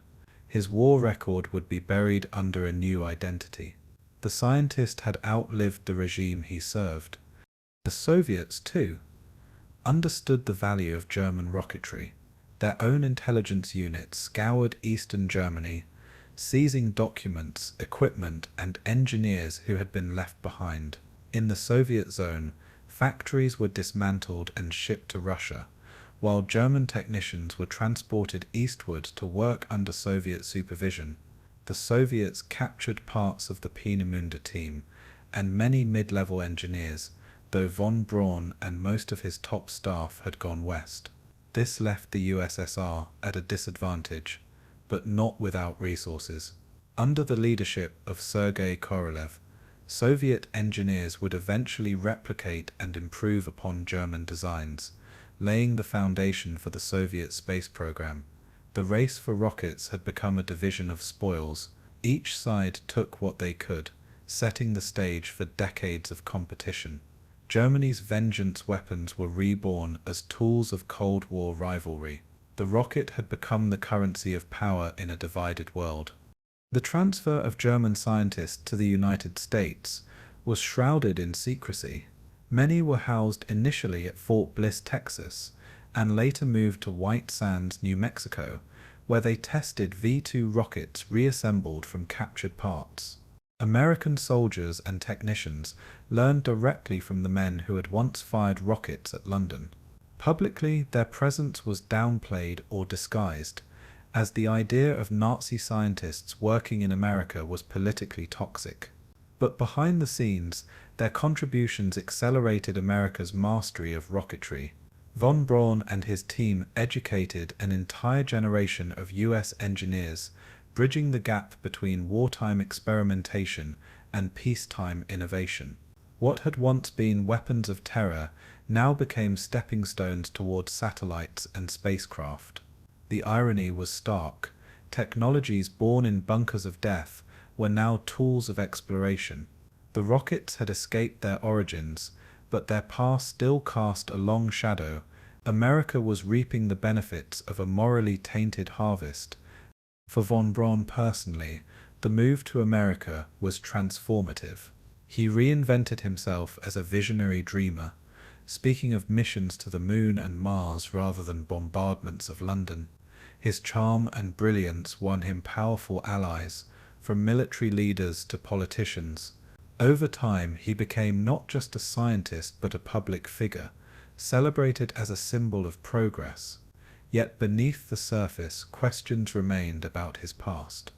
His membership in the SS, his presence at Mittelwerk, and his silence about forced laborers were conveniently minimized. In the Cold War atmosphere, these truths were inconvenient and often deliberately ignored. What mattered was his usefulness against the Soviet threat. Von Braun's dilemma had resolved itself in his favor. He had traded complicity for opportunity, and America had accepted the bargain. The man who had built Hitler's vengeance weapon was now building America's future.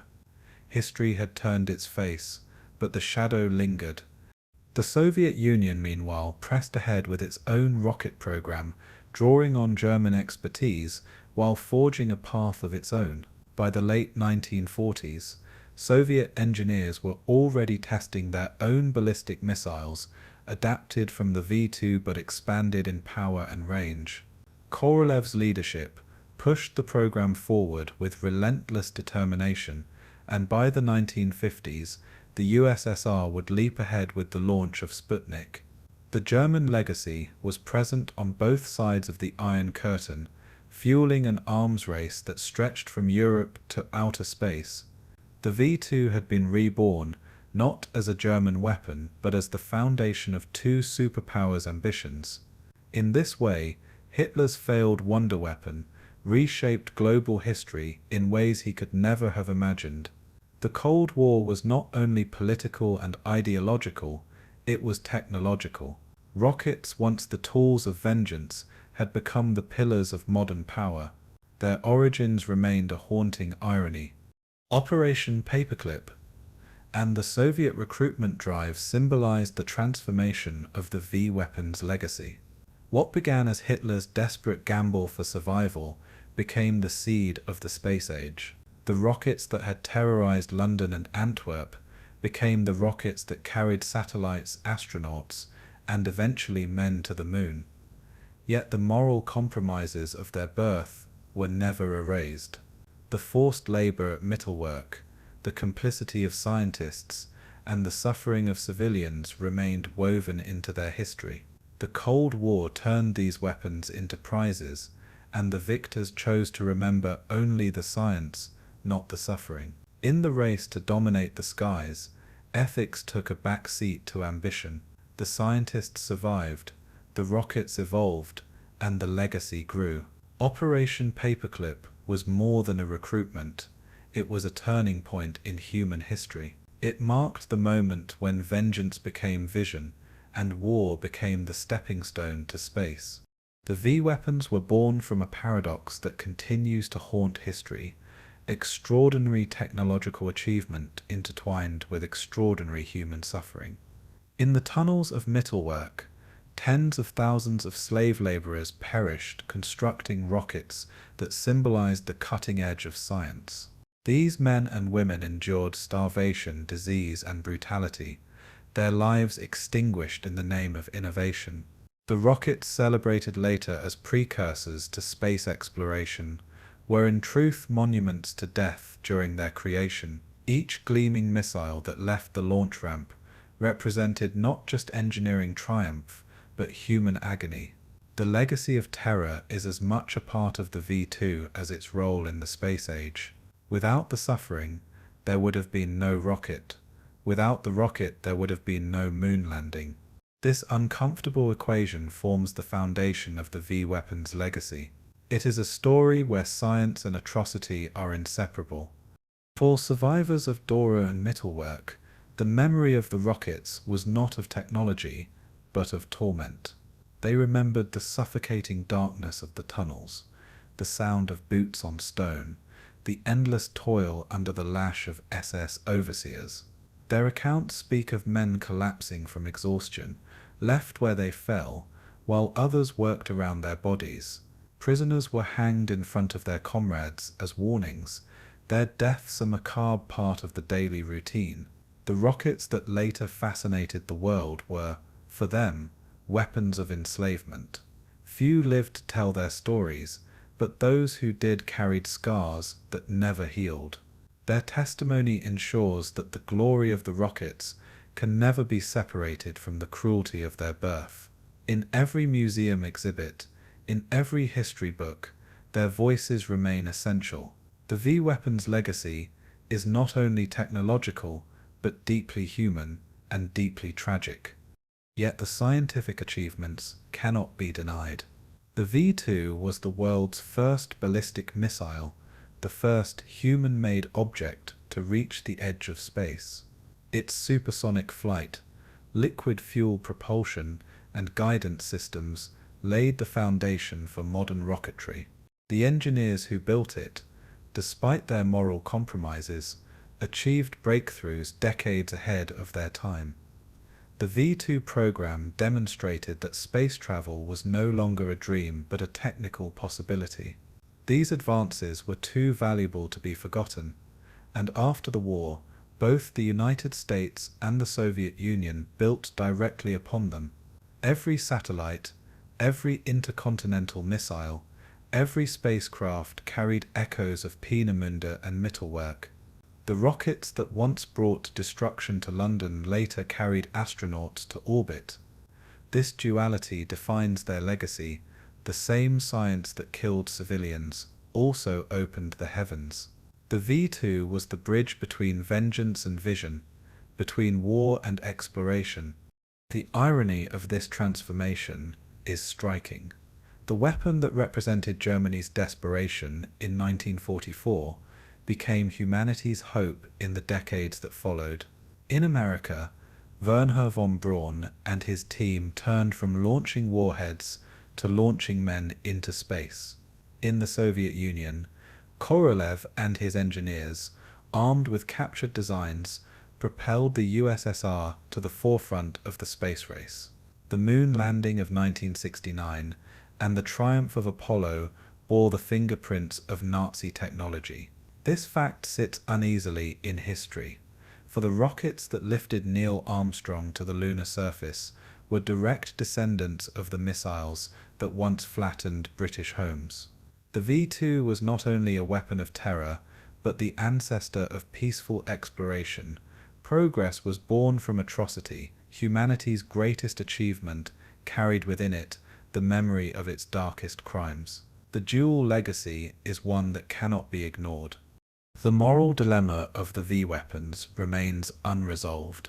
Can we celebrate the scientific advances they produced without honoring the suffering that created them? Can we admire von Braun's rockets on the launch pads of Cape Canaveral without remembering the corpses in Dora? History forces us to hold both truths simultaneously. The V2 is both a marvel of engineering and a crime against humanity. It embodies the capacity of science to uplift or to destroy, depending on the choices of those who wield it.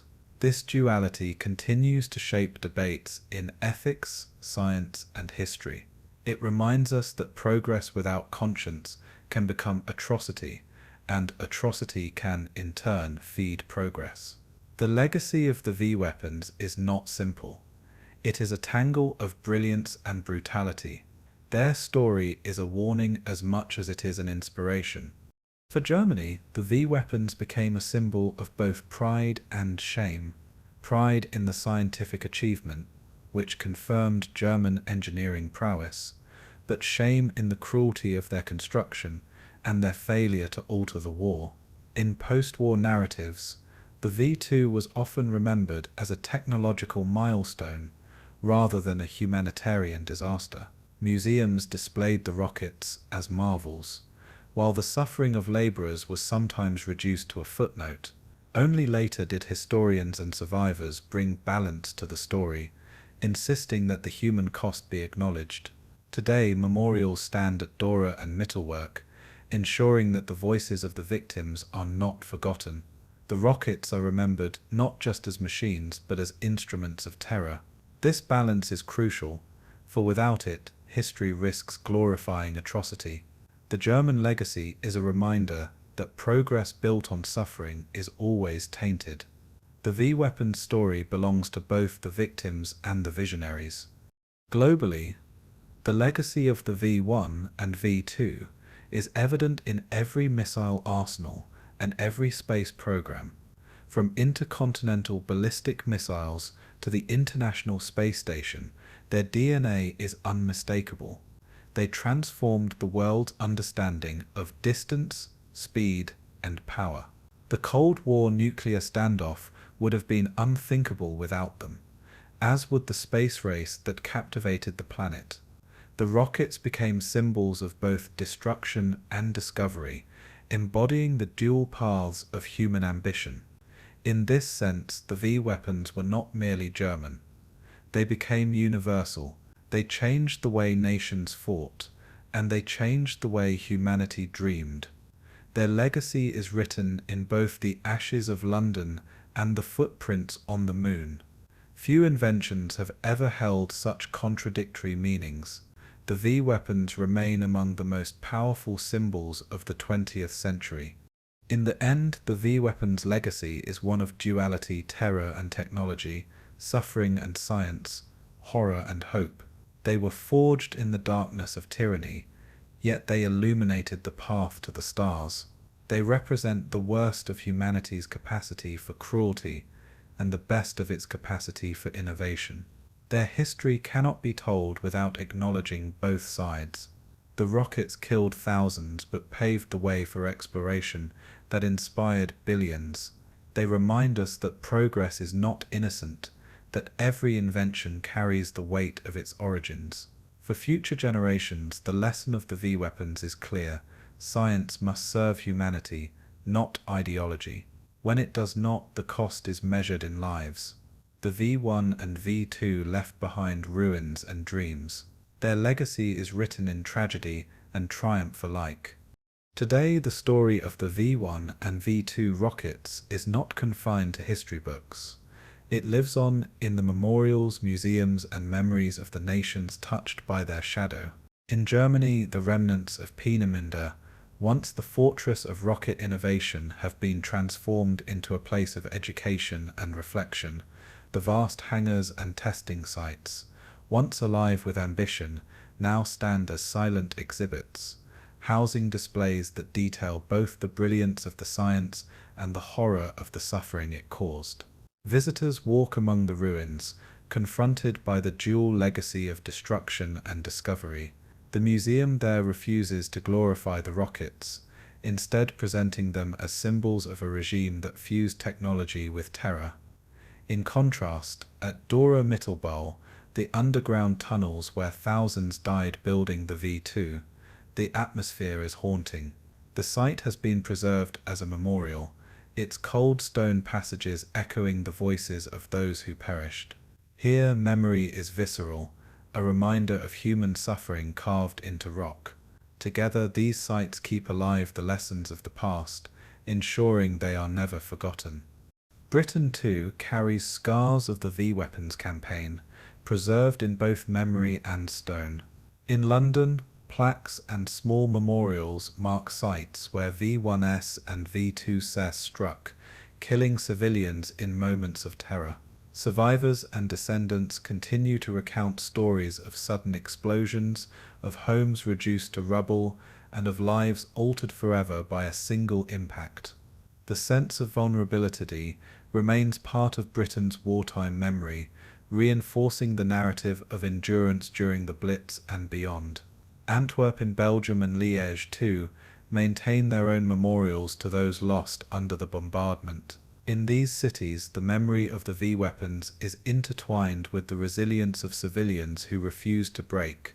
Their remembrance is not only of destruction, but of survival. These communities remind us that memory is not just about weapons, but about the people who endured them. Every story told, every plaque unveiled, carries forward the humanity overshadowed by machines. The rockets fell, but the memories endure. For Germany, the act of remembrance is especially complex.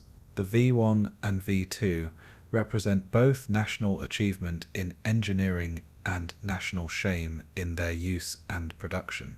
Post-war German memory has grappled with this duality, seeking to acknowledge the suffering without erasing the scientific progress that followed. At Dora, the emphasis is squarely on the victims, with exhibitions detailing the suffering of forced laborers and the cruelty of SS overseers. At Peenemünde, the narrative balances between technological innovation and moral responsibility, presenting the rockets not as triumphs, but as warnings. Germany's culture of remembrance ensures that the crimes and costs are never minimized. The memorials serve as places of confrontation, where visitors must face uncomfortable truths about progress born in cruelty. This approach reflects a national commitment to remember never again. In Germany, the memory of the V-Weapons is not about pride, it is about accountability. The rockets stand as monuments not to glory, but to responsibility. Across Europe, remembrance also carries a forward-looking lesson, the importance of ethics in science. The story of the V-Weapons highlights how technical brilliance can be corrupted when divorced from human values. Museums and memorials often use the rockets as teaching tools, illustrating how ambition and ideology can create weapons of terror. In schools and public exhibitions, the V1 and V2 are explained not only as machines, but as moral case studies. They remind new generations that scientific progress must be guided by conscience, lest it repeat the mistakes of the past. This message resonates beyond history, finding relevance in debates about nuclear weapons, genetic engineering, artificial intelligence, and other powerful technologies of today. The lesson of the V-Weapons is timeless. Innovation without ethics is dangerous. It is not enough to build. One must also ask why and for whom. This enduring message keeps their memory relevant. History becomes a guide for the present. In Britain, the cultural memory of the V-Weapons often centers on resilience. The image of Londoners enduring the doodlebugs, listening for the engine to cut out before the explosion, has become part of the wartime mythology of Stoicism. The same is true for Antwerp, where civilians lived under the daily threat of V2 rockets, yet continued their lives as best they could. These stories are passed down through generations, reinforcing a collective identity of endurance against terror. Films, documentaries, and books have carried these memories into the public consciousness. The memory of suffering is intertwined with the memory of defiance, creating a narrative of survival. Yet even within this resilience, there is a sober recognition of the cost: thousands dead, families broken and cities scarred. The cultural memory ensures that the victims are honored alongside the survivors. In this way, remembrance becomes both tribute and testimony. It celebrates strength while mourning loss. The Cold War added another dimension to the memory of the V-weapons. As von Braun rose to fame in America and Korolev in the Soviet Union, the rockets were remembered less as Nazi weapons and more as the ancestors of modern space travel. For decades, public fascination with space exploration often overshadowed the dark origins of rocketry. Only later did historians and survivors push for a fuller account, ensuring that the human cost was not erased by the glory of Apollo or Sputnik. Today, exhibitions carefully trace the line from Peenemünde to the moon, acknowledging both the suffering and the achievement. This layered memory reflects the complexity of the legacy, both horror and wonder, both atrocity and inspiration. It shows how history can be shaped by what societies choose to emphasize. The V-weapons are remembered differently in different nations, but all share the same root. Their legacy is as fractured as the world they left behind. For survivors and their descendants, memory is deeply personal. Families of Dora laborers, British civilians, and Belgian victims continue to tell their stories, ensuring that the human side is not lost to the technical narrative. Their testimonies anchor the rockets in lived experience, reminding us that behind every statistic was a life. In annual commemorations, names are read aloud, candles are lit, and silence is observed in honor of the dead. These acts of remembrance transform history into responsibility. They remind us that the purpose of memory is not only to inform, but to humanize. The rockets may now rest in museums, their engines silent, but the pain they caused echoes through generations. Personal memory adds depth to public history, ensuring that the story is complete. Without these voices, the rockets would be remembered only as machines. With them, they are remembered as tragedies. The memory of the V1 and V2 rockets endures as a lesson for the future. They remind us that technological power without ethical restraint leads to suffering. They warn us that brilliance can be corrupted by ideology, and that progress without conscience becomes destruction. Memorials at Peenemünde, Dora, London, and Antwerp stand not just as tributes but as warnings. They call on us to ensure that innovation serves humanity, not tyranny. The V-weapons, once symbols of vengeance, are now symbols of caution. They represent both what humanity can achieve and what it must avoid. Their memory binds together science and ethics, history and responsibility. To remember them is to guard against their repetition. The rockets are silent, but their lesson speaks loudly still.